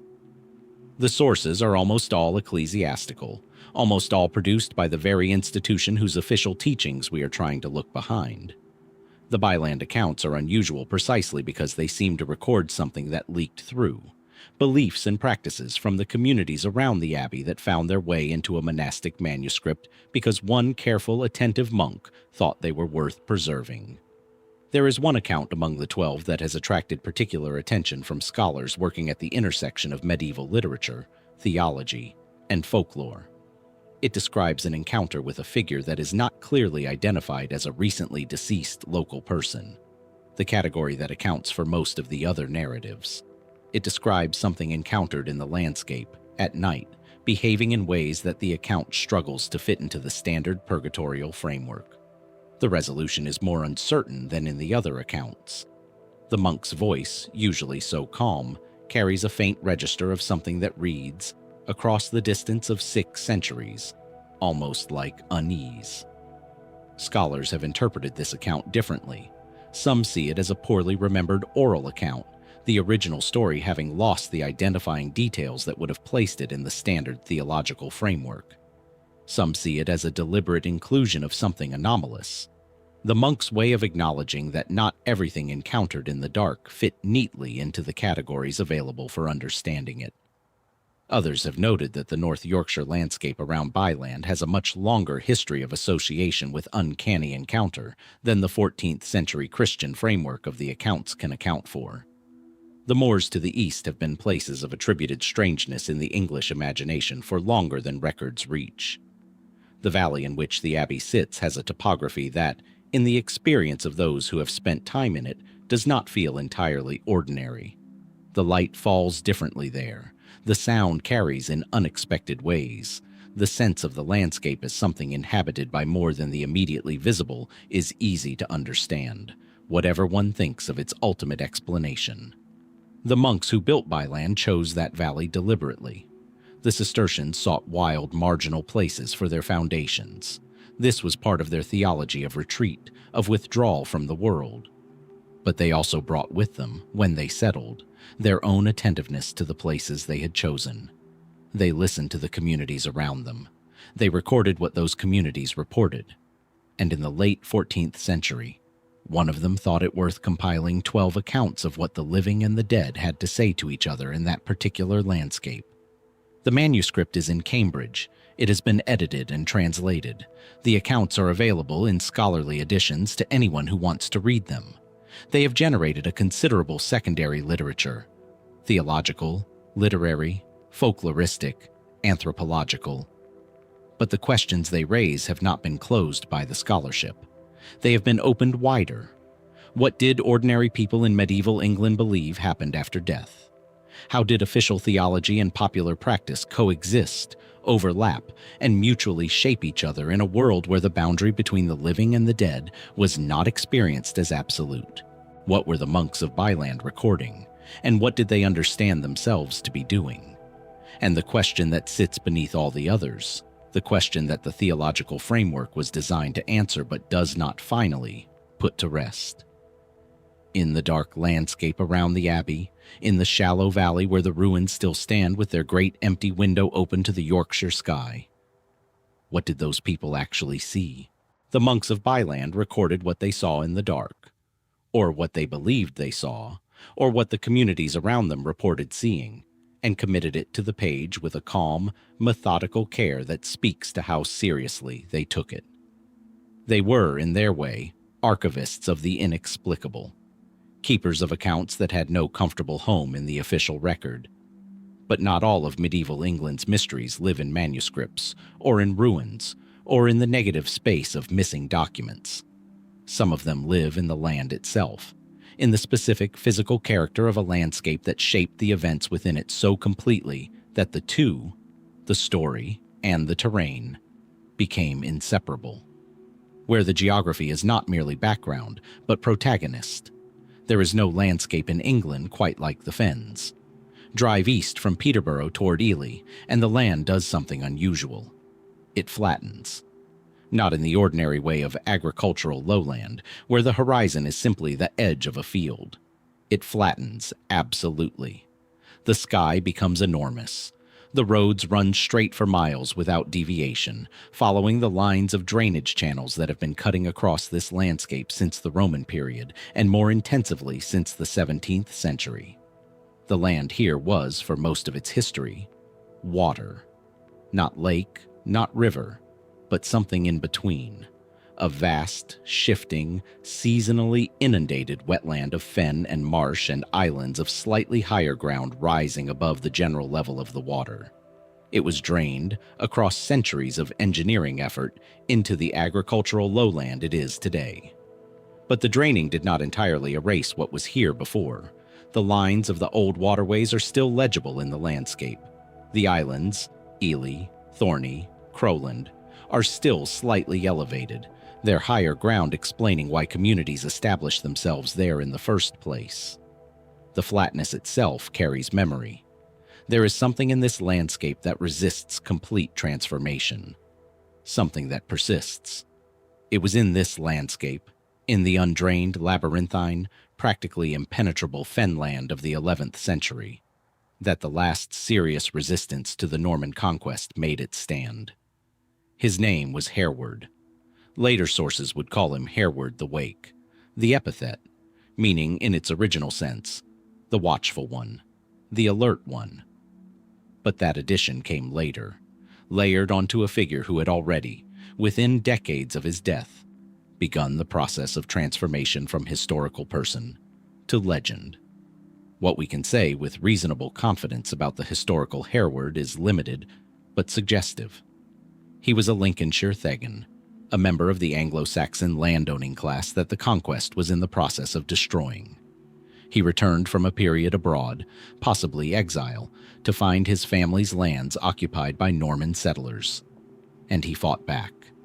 His resistance, centered on the great island of Ely rising from the fenland, lasted from approximately 1070 to 1071, years after Hastings, years into the Norman consolidation of England. He was not alone in this resistance. He was joined by other dispossessed Anglo-Saxon nobles, by Danish forces whose king briefly entertained hopes of claiming England himself, and reportedly by a significant portion of the Fenland population, for whom the waterways and marshes were home terrain and natural advantage. The Norman response, when it finally came, was a substantial military operation. William ordered the construction of a causeway into the fens to reach Ely, an engineering undertaking described in the sources with a detail that suggests it was genuinely impressive and genuinely difficult. When the island finally fell, Hereward was not among the captured. He escaped into the fens, and what happened to him afterward is one of the most genuinely contested questions in the history of the Norman conquest. But before the fall of Ely, before the island's defenders made whatever accommodation they made with William's forces, something else happened. Something that the sources mention with a tantalizing brevity that has generated centuries of speculation. The treasure was moved. The sources that describe the siege of Ely, primarily the Liber Eliensis, the great chronicle of Ely Abbey, compiled in the 12th century from earlier materials, record that before the Norman breakthrough, a significant quantity of valuables was removed from the island. The Liber Eliensis is not always a reliable guide to events. It is a chronicle with institutional interests, written at a distance from the events it describes, and it mixes verifiable history with hagiography and legend in ways that historians have spent generations trying to disentangle. But on the question of the treasure, it is oddly specific. It names objects, it describes quantities, and it records that Hereward and his men took a portion of the valuables, including, apparently, substantial amounts of gold and silver accumulated during the resistance, some of it plundered from Peterborough Abbey in a raid that is separately documented, and removed it from Ely before the Norman forces arrived. Where did they take it? Into the fens. That much seems clear. Into the landscape that Hereward and his men knew better than any Norman force could, the landscape of channels and islands and reed beds and shallow water that had protected them for months. And that continued to protect them, or at least Hereward himself, after the fall of Ely. And then the trail goes cold. The Peterborough connection is worth dwelling on because it is the most historically solid element of the treasure story. The Anglo-Saxon Chronicle, one of the foundational documents of English medieval history, records that in 1070, Hereward and a Danish force attacked and sacked Peterborough Abbey. The account is detailed and specific. Gold and silver were taken, vestments, reliquaries, objects that represented the accumulated wealth of one of the richest monasteries in England. The chronicler, who was a monk of Peterborough, is not sympathetic to Hereward. He describes the raid as sacrilege, as violation of a sacred place. But his very outrage produces specificity. This happened. These things were taken. Some of what was taken from Peterborough may have been recovered. The Danes, when they eventually departed England, took a portion of the plunder with them, and the sources suggest some negotiation and partial return of objects. But not everything. The accounting does not balance. There are objects described as taken that do not appear in any record of return or recovery. Where are they? The Fenland landscape offers both the most obvious answer and the most frustrating one. The same qualities that made it a perfect refuge, its complexity, its shifting geography, its resistance to straightforward navigation, made it a perfect place for concealment. An object hidden in the fens of the 11th century, in a location known only to Hereward and perhaps a handful of his most trusted companions, could remain hidden through the drainage operations of the 17th century, through the agricultural intensification of the 18th and 19th, through everything that has been done to that landscape since. The draining of the fens, paradoxical as it sounds, may have both revealed and concealed. Drainage operations from the 17th century onward uncovered extraordinary quantities of material from the pre-drainage landscape. Bronze Age and Iron Age objects, Roman material, early medieval finds. The fens were, in a very literal sense, a preserving medium. Objects that sank into the waterlogged peat were sealed away from the oxygen that causes organic material to decay and the disturbance that causes inorganic material to scatter. But drainage also destroyed. The shrinkage of peat as it dries has lowered the land surface across the fens by meters in some places, and the process of that shrinkage is not gentle. Objects at certain depths, in certain conditions, will have been crushed, scattered, or brought to the surface and lost before anyone knew to look for them. The result is a landscape whose relationship to what it conceals is genuinely unpredictable. Objects have been found in the fens that no one expected to find there. Objects that should in principle be there have left no trace. The archaeology of the Fenland is rich and rewarding and fundamentally incomplete. Into this landscape the historical and legendary Hereward retreats after the fall of Ely, and the sources, for once honest about their own limitations, admit that they do not know what happened next. The later, more elaborate accounts of Hereward's life, texts written in the 12th century and after, as the figure was being actively transformed into a hero of English resistance, offer various endings. Some have him making peace with William, receiving back his lands, dying in relative obscurity. Some have him continuing to fight, killed eventually by Norman knights in circumstances that vary between accounts. Some, the most legendary, have him simply vanishing, absorbed back into the Fenland landscape, present and invisible, waiting. None of these endings is historically verified. The historical Hereward, after 1071, is simply gone from the reliable record. What happened to him is genuinely unknown, and what happened to what he carried with him is correspondingly unknown.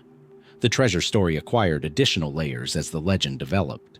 Later accounts elaborate the original sources, adding details that may reflect genuine oral tradition, may reflect the creative embellishment of writers working in a heroic literary mode, or, in some cases, may preserve fragments of information that were not committed to the surviving written record until later.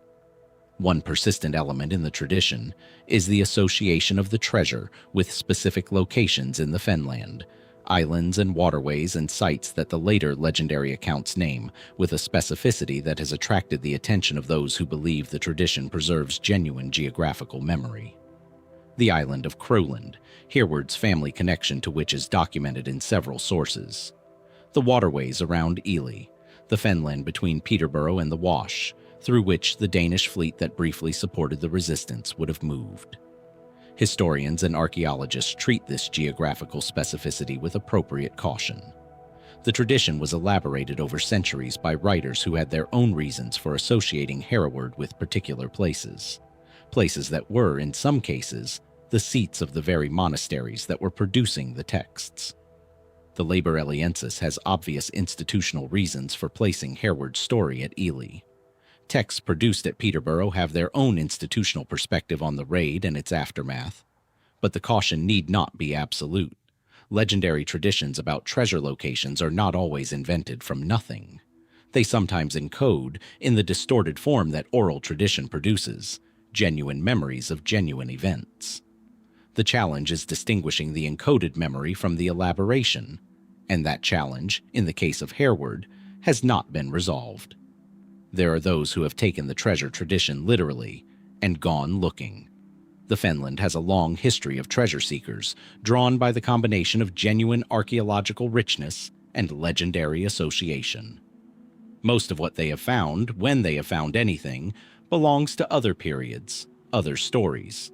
The specific question of Hereward's plunder from Peterborough, the gold and silver and reliquaries of one of medieval England's richest monasteries, has not, to any publicly documented degree, been answered by physical discovery.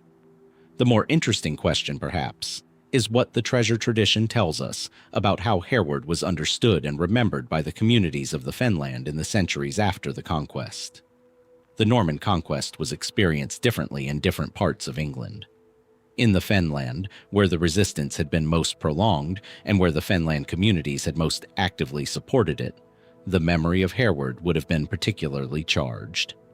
He was not, from their perspective, a rebel or a troublemaker. He was the man who had held out the longest, who had used the landscape they knew as a weapon against the foreign force occupying their country, who had, for a period at least, made William's conquest look incomplete. The treasure tradition, in this context, is not simply about hidden gold. It is about hidden resistance, about the possibility that something was preserved, materially, symbolically, that the Normans did not succeed in taking. The treasure that Hereward carried into the fens was, in the imagination of the communities that remembered him, proof that the conquest was not total, that something had been saved, that the last English rebel had not gone to his defeat or his obscurity empty-handed. Whether or not the treasure was real, this is what it meant, and what it meant is why the tradition survived. This does not make the physical question uninteresting. The Peterborough raid is documented. Objects were taken. Some of those objects have not been accounted for. The Fenland is a landscape that has demonstrably preserved things for 1,000 years and more. The combination of documented historical event, unresolved accounting, and geographically specific landscape is precisely the combination that occasionally, in English archaeology, produces extraordinary results. The Staffordshire hoard was found by a metal detectorist in a farmer's field. The Sutton Hoo ship burial was discovered because an amateur archaeologist followed a hunch. The history of English archaeological discovery is not solely a history of systematic professional investigation. It is also a history of unexpected encounters with things that were waiting, in the right conditions, for the right person to come along. What would a recovery of even part of the Peterborough plunder mean? Reliquaries from one of the great Anglo-Saxon monasteries, preserved in waterlogged Fenland peat for 9 centuries. Objects made in the workshops that produced the extraordinary metalwork of late Anglo-Saxon England, the tradition visible in the Alfred jewel, in the Fuller brooch, in the surviving treasures that give us a sense of how much was made and how little survives. Objects that were, when Hereward's men carried them out of Peterborough, already considered among the most precious things in England. The land between Peterborough and the Wash is flat and quiet. The drainage channels run straight under wide skies. In winter, when the fields are bare and the light is horizontal and gray, the landscape has a quality of exposure, of openness, that is almost total. There is nowhere to hide. But there is, beneath the surface, another landscape entirely. The landscape of the undrained fens, preserved in the peat, waiting with the patience of deep time for the right question to be asked of it. Hereward went into that landscape and did not, in any historically recoverable sense, come out. He and what he carried became part of the fens, part of the geography, part of the memory of a place that was already old when the Normans came, and that has continued, in its quiet, flat, enormous way, to hold what it has been given. The last English rebel, the last serious resistance to a conquest that remade a civilization. He disappeared into a landscape that was, in its own way, the most English thing about him. Ungovernable, resistant to straightforward navigation, preserving in its depths what the surface world had lost. Is it still there? What he carried, the gold and silver of Peterborough Abbey, the accumulated resources of a resistance that lasted longer than anyone expected. Does it still lie in the peat beneath the flat fenland fields? And if it does, what would it mean to find the treasure of the last man who refused to accept that England had been taken from him? Hereward carried his treasure into the fens, and the landscape swallowed him whole. Man, gold, and story together, preserved in the amber of legend if not in the recoverable certainty of historical fact. It is a particular kind of English disappearance. Not violent, not sudden, but gradual, a fading into terrain, a becoming part of place that is almost geological in its patience. But not all of medieval England's lost treasures disappeared so poetically. Some vanished in ways that are more prosaic, more administrative, more frustrating, not into the romantic obscurity of a rebel's last stand, but into the grinding machinery of institutional record-keeping, legal dispute, and the particular kind of loss that happens when something passes through too many hands and no single pair of them holds on long enough to leave a clear account. The north of England has its own relationship with the ground beneath it. Yorkshire, in particular, is a county that has given up extraordinary things: Roman hoards, Viking silver, Bronze Age metalwork emerging from peat bogs, with the unhurried inevitability of objects that have simply been waiting for the right moment. The soil here is old, the human presence is old, and the layers of that presence, compressed beneath the surface, occasionally announce themselves without warning. In the Swaledale area of North Yorkshire, a landscape of limestone upland and narrow river valleys, of dry stone walls and moorland that has been farmed and grazed and fought over for more than 2,000 years. There is a location known as Ravenswath.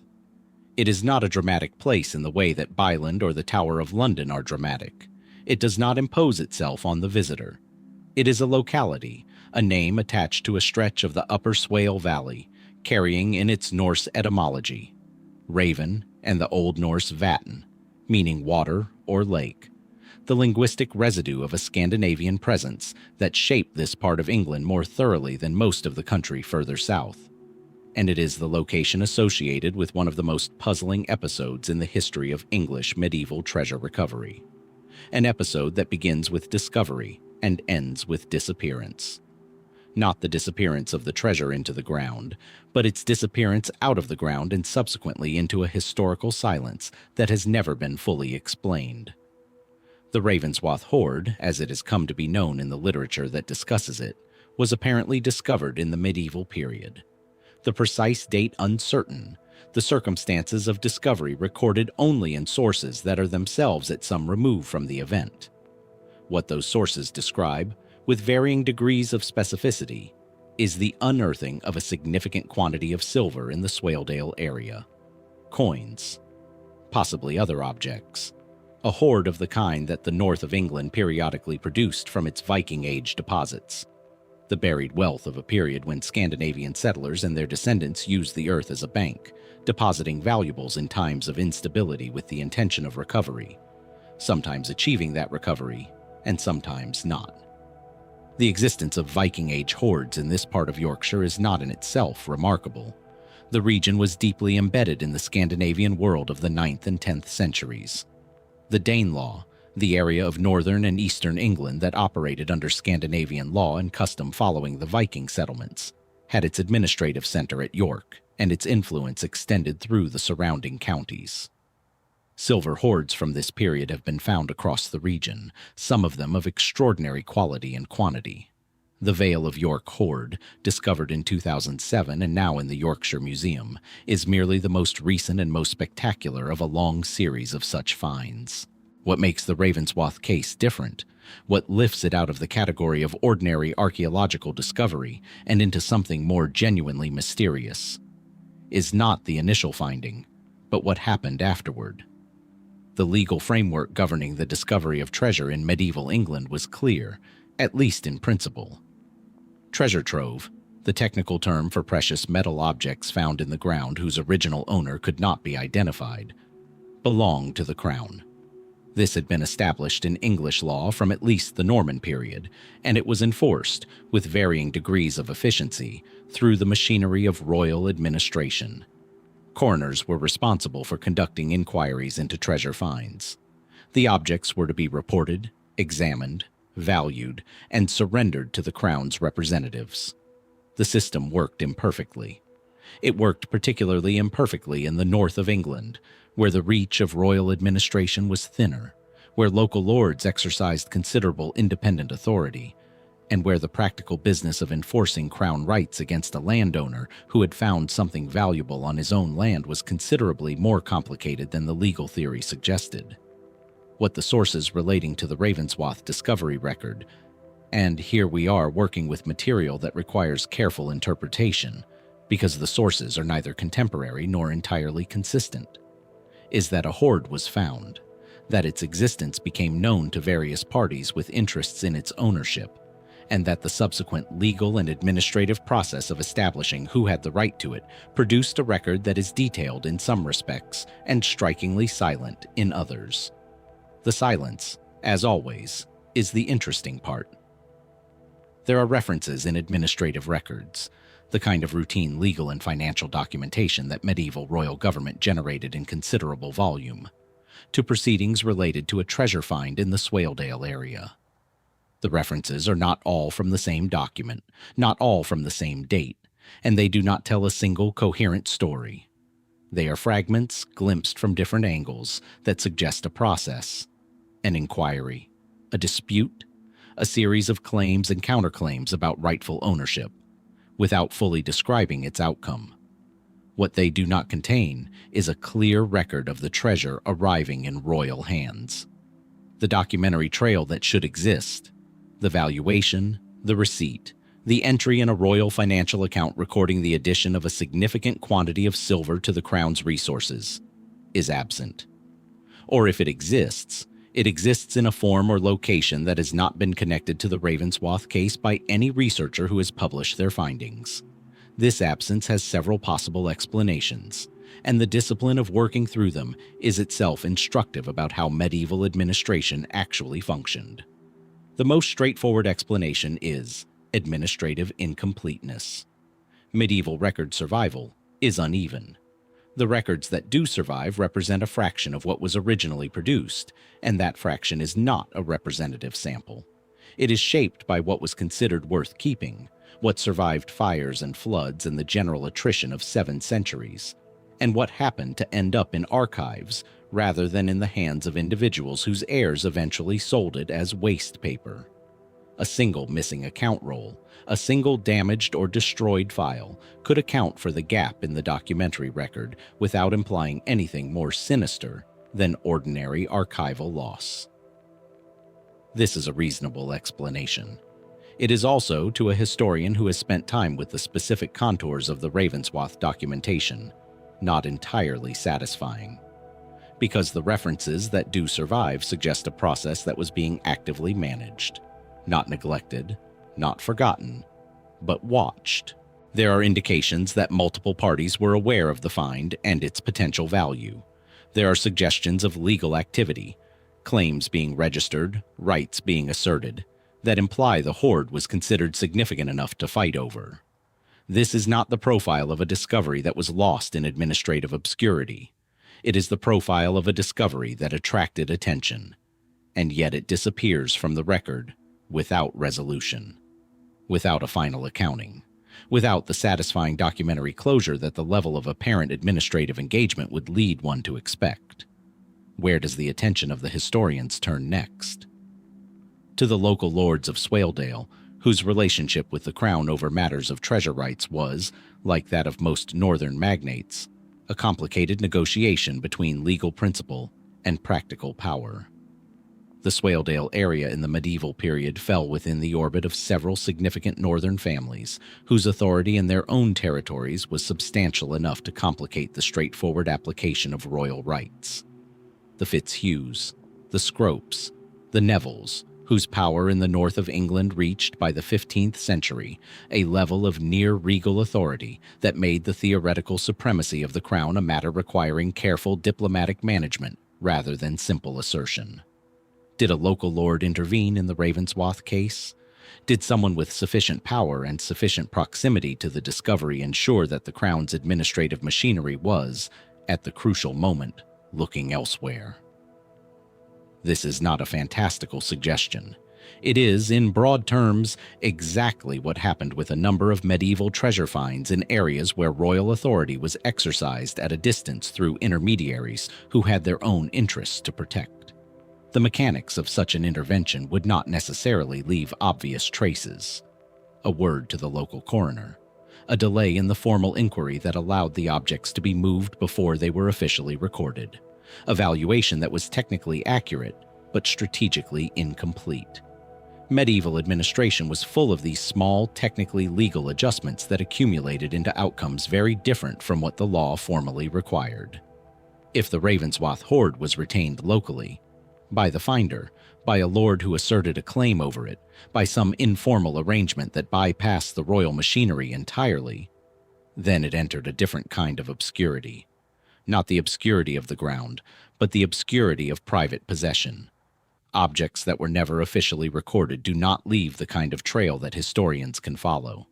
They move with their owners. They are melted down, divided, spent. Or they are kept, hidden, preserved, passed between generations without documentation. There is a third possibility that certain researchers have considered, and it connects the Ravenswath case to a broader pattern in the history of Viking Age hoard recovery in the north of England. The hoards of the Danelaw were not all deposited at the same time or for the same reasons. Some represent the savings of wealthy individuals buried in times of threat. Some represent the accumulated resources of communities or institutions. And some, a category that numismatists and archaeologists have increasingly recognized as they have studied the distribution and composition of northern hoards, appear to represent deliberate, organized deposits made in connection with specific political or military events. The north of England was the theater of repeated conflict across the 9th, 10th, and 11th centuries. Viking armies, Anglo-Saxon counter-offensives, Scottish raids, the particular violence of the harrying of the north in 1069 and 1070, when William's forces devastated a huge area of northern England in response to continued resistance, burning crops, killing livestock, destroying the agricultural infrastructure that sustained the population to a degree that contemporaries described as catastrophic and that archaeological evidence has subsequently confirmed. In this context, hoarding was not simply private wealth management. It was survival strategy, and the people who deposited hoards in extreme circumstances were not always in a position to recover them. Communities were destroyed, individuals were killed or fled. The knowledge of where things were buried died with those who had buried them, or was carried into exile and never returned. A hoard found in Swaledale in the medieval period might have been deposited during any one of several episodes of northern violence. It might have been lying undisturbed for 1 century or 3. Its original depositors might have been Vikings or Anglo-Saxons or the mixed hybrid communities that the Danelaw produced, communities whose cultural identity does not map cleanly onto the categories that later historical writing would impose. If the composition of the hoard had been fully documented before its disappearance from the record, if there were detailed descriptions of the coins, their dates, their mints, their condition, it might be possible to narrow down the period of deposition with some confidence, and from that, to make inferences about the circumstances in which it was buried. The documentation, such as it is, does not provide this level of detail. The descriptions that survive are of the kind that medieval administrative records typically produced, an assessment of quantity and value, not the careful typological analysis that modern numismatics would require. Weight of silver, approximate number of coins, a note, in one source, of what appears to be a reference to objects other than coins, something described in terms that suggest worked metal, possibly jewelry or decorative fittings, without further specification. That final detail is the one that has attracted the most speculative attention, because a Viking Age hoard that contained not just coins, but worked objects. Arm rings, perhaps, or hack silver, or the kind of decorated metalwork that the Scandinavian tradition produced in such abundance, would have been a find of considerable artistic as well as monetary significance. And worked objects of that kind, unlike coins, have a distinctiveness that makes them, in principle, identifiable if they ever resurfaced. Have they? Has any object from the Ravenswath hoard ever appeared in a collection, a sale, a museum acquisition, in a form that would allow it to be connected to the original find? This is a question that cannot be answered with confidence, precisely because the original documentation is insufficiently detailed to provide the basis for identification. An object cannot be recognized as part of a hoard if the hoard was never properly described. The administrative incompleteness that characterizes the Ravenswath case from the beginning continues to frustrate any attempt to trace its aftermath. There are those who have approached the question from the other direction, starting not from the documentary record, but from the landscape itself, from the specific topography of the Ravenswath area, and what it suggests about where a hoard might have been found, and whether a second deposit, connected to the first, might still be in the ground. The landscape of Upper Swaledale is not an easy landscape to read archaeologically. The intensive pastoral farming of the medieval and post-medieval periods has disturbed the ground in some areas significantly, while leaving others relatively untouched. The lead mining industry, which was a major feature of the Swaledale economy from the Roman period through to the 19th century, created its own patterns of ground disturbance, shallow and deep, systematic and opportunistic, that complicate the interpretation of surface features and subsurface anomalies. And yet the landscape retains its archaeological potential. Objects continue to be found in the region through legitimate metal detecting and professional excavation. The record of Viking Age activity in Swaledale is not complete. The distribution of known finds does not, archaeologists generally agree, reflect the true distribution of what was deposited. It reflects the distribution of what has been found and reported, which is a different and in some ways more arbitrary thing. The Raven's Water. That is what the name says, in its Norse syllables. A place where ravens gathered near water. The birds of Odin, the birds of the battlefield, the birds that appear in the Norse sources as markers of significance, of death, of the presence of something that matters. Whoever named this place named it in a language brought to northern England by people who came across the North Sea and made themselves at home in a landscape that was already ancient. They farmed it, mined it, buried their wealth in it, and eventually, like all the peoples who had come before them, became part of it themselves. Their silver, when they buried it, became part of the ground. When the ground gave it up centuries later, it entered a world that had already forgotten most of what they knew. And then it disappeared again. The hoard that was found at Ravenswath, whatever it was, whoever it belonged to, whenever it was buried, has now been missing in its above-ground form for longer than it was missing in the earth. The administrative silence that swallowed it in the medieval period has proved at least as effective as the peat and limestone that preserved it before. Somewhere in the Upper Swale Valley, in a landscape of extraordinary quiet and considerable age, the question of the Ravenswath hoard remains unanswered. Not because no one has asked it, but because the evidence required to answer it has itself become part of the mystery. What was found in that valley? Who took it? And is there more, still waiting beneath the Raven's water, for someone who knows what they are looking for? The silver of Ravenswath passed through medieval hands and vanished into a silence that the administrative record never quite closed. It is a particular kind of loss, documented enough to be tantalizing, obscure enough to be irresolvable. And it shares something with a larger pattern we have been tracing across these mysteries. The pattern of things that were present, that were known, that were recorded in enough detail to confirm their existence, and that then, at a specific and identifiable moment, simply cease to appear in the record. Sometimes the moment of disappearance is gradual. Sometimes it is abrupt. In the case of Richard II, it was abrupt. It was political.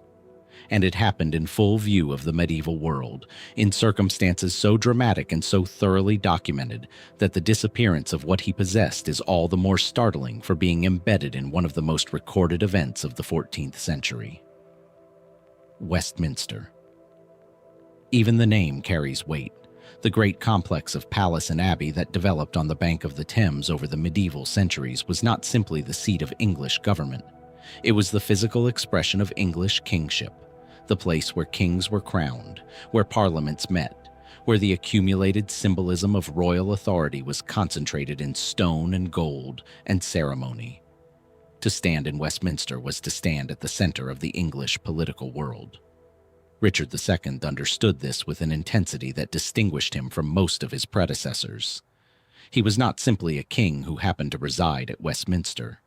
He was a king who thought carefully, systematically, and obsessively about what kingship meant, about its theological foundations, its aesthetic expressions, its material embodiments. He commissioned the portrait that now hangs in the Abbey, the earliest surviving individual portrait of an English monarch, painted with a directness and psychological acuity that still arrests the viewer across 6 centuries. He rebuilt Westminster Hall, giving it the magnificent hammer-beam roof that remains one of the supreme achievements of medieval English carpentry. He developed a court culture of deliberate refinement, surrounding himself with artists, poets, and craftsmen whose work he engaged with as a patron of genuine discrimination. And he accumulated. With a systematic thoroughness that his household accounts reflect in remarkable detail, Richard II assembled a collection of objects, jewels, plate, reliquaries, textiles, regalia, that contemporaries described as the greatest accumulation of royal treasure England had ever seen. This is not retrospective exaggeration. The surviving inventories of Richard's treasury are among the most extraordinary documents of medieval English material culture.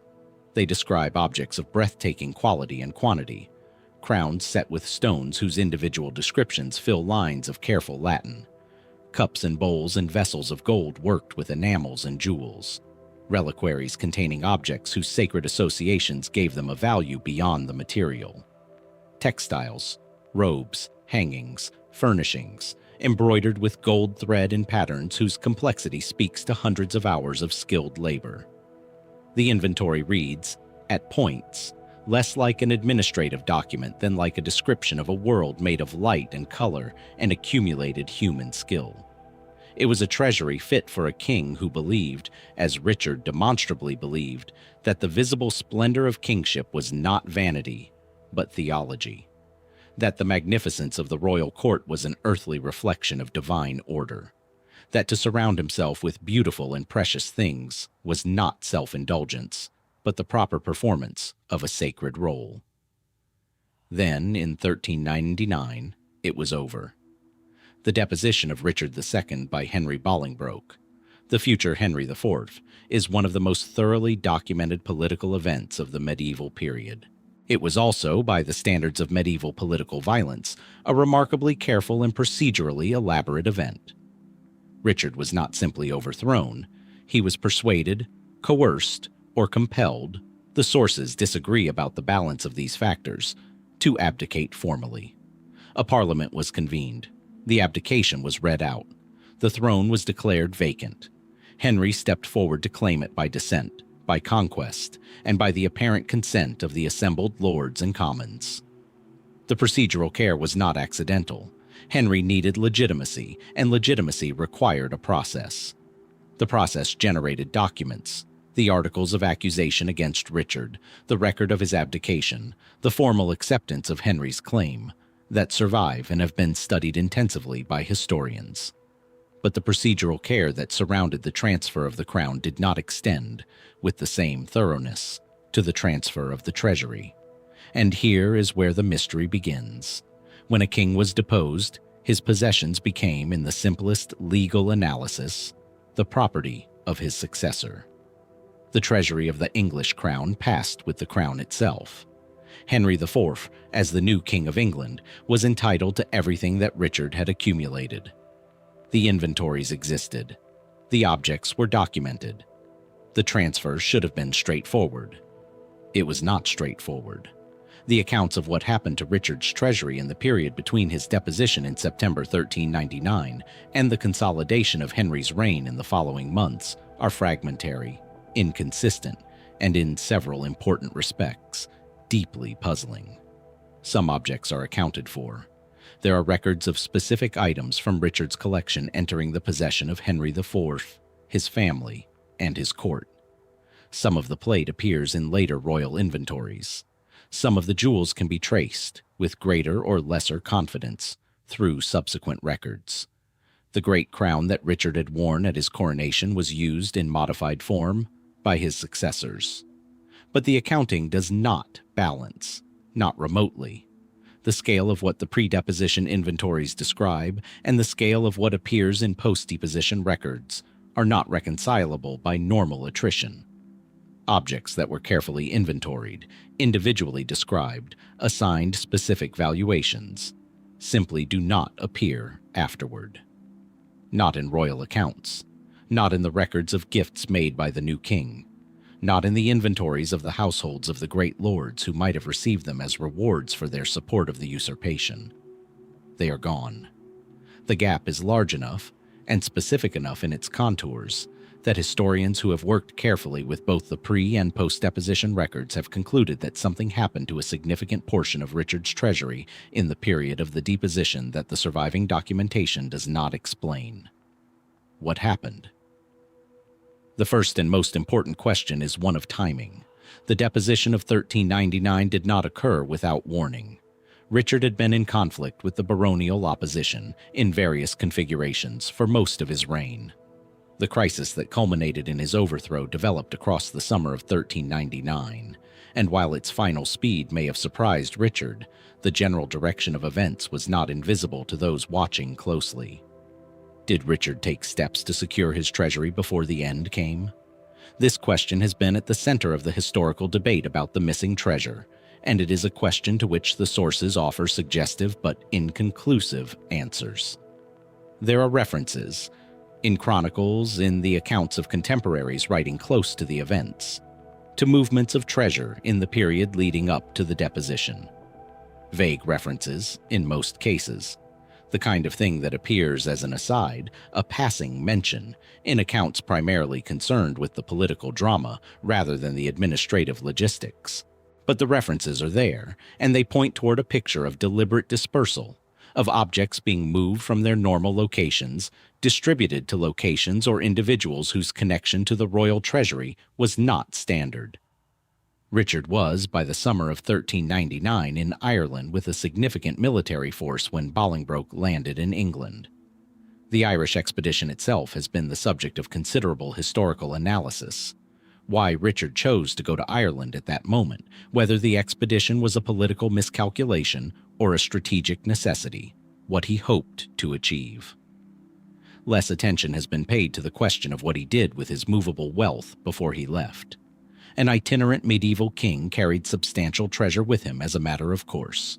The royal treasury was not a single fixed location. It moved with the king, was stored in various castles and religious houses along the lines of royal travel, was distributed across the kingdom in ways that the household accounts partially reflect.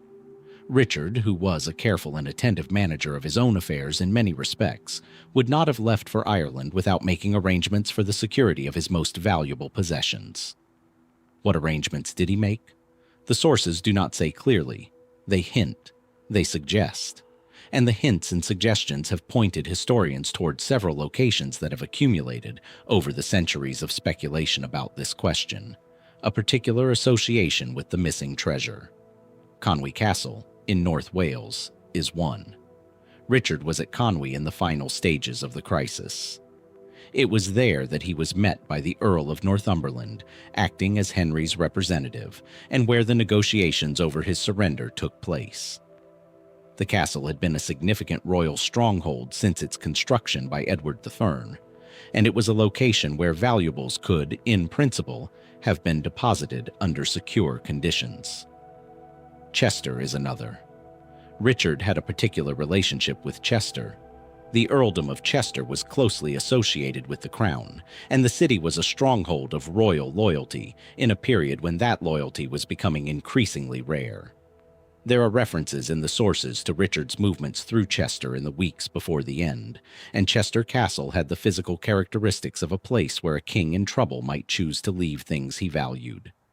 Ireland itself cannot be excluded. Richard's Irish expedition involved the movement of substantial resources across the Irish Sea, and the political relationships he had developed in Ireland, with lords who had reason to remain loyal to him even after his deposition, created possibilities for concealment that the English mainland did not offer in the same way. These are the mainstream historical possibilities. They are grounded in documented movements and documented relationships, even if the specific question of the treasure remains unresolved within them. But there is a further layer of speculation, less historically grounded but not entirely without foundation, that concerns the role of specific individuals in the dispersal of Richard's wealth. Richard's court included a number of figures whose personal loyalty to him was intense, and whose subsequent fates, after the deposition, were correspondingly difficult. Some were executed. Some fled abroad. Some managed, with varying degrees of success, to accommodate themselves to the new regime while preserving what they could of their previous positions. Among these figures were men who would have had both the access and the motivation to assist in securing Richard's treasure before or during the crisis. Chamberlains, household knights, the officers of the wardrobe whose administrative responsibilities included the management of the king's personal possessions. These were not powerful magnates. They were the working officers of the royal household, men whose names do not feature prominently in the political narrative of the deposition, but whose practical proximity to the king's possessions was immediate and continuous. What did these men know? What did they do in the weeks between Richard's departure for Ireland and the final collapse of his position?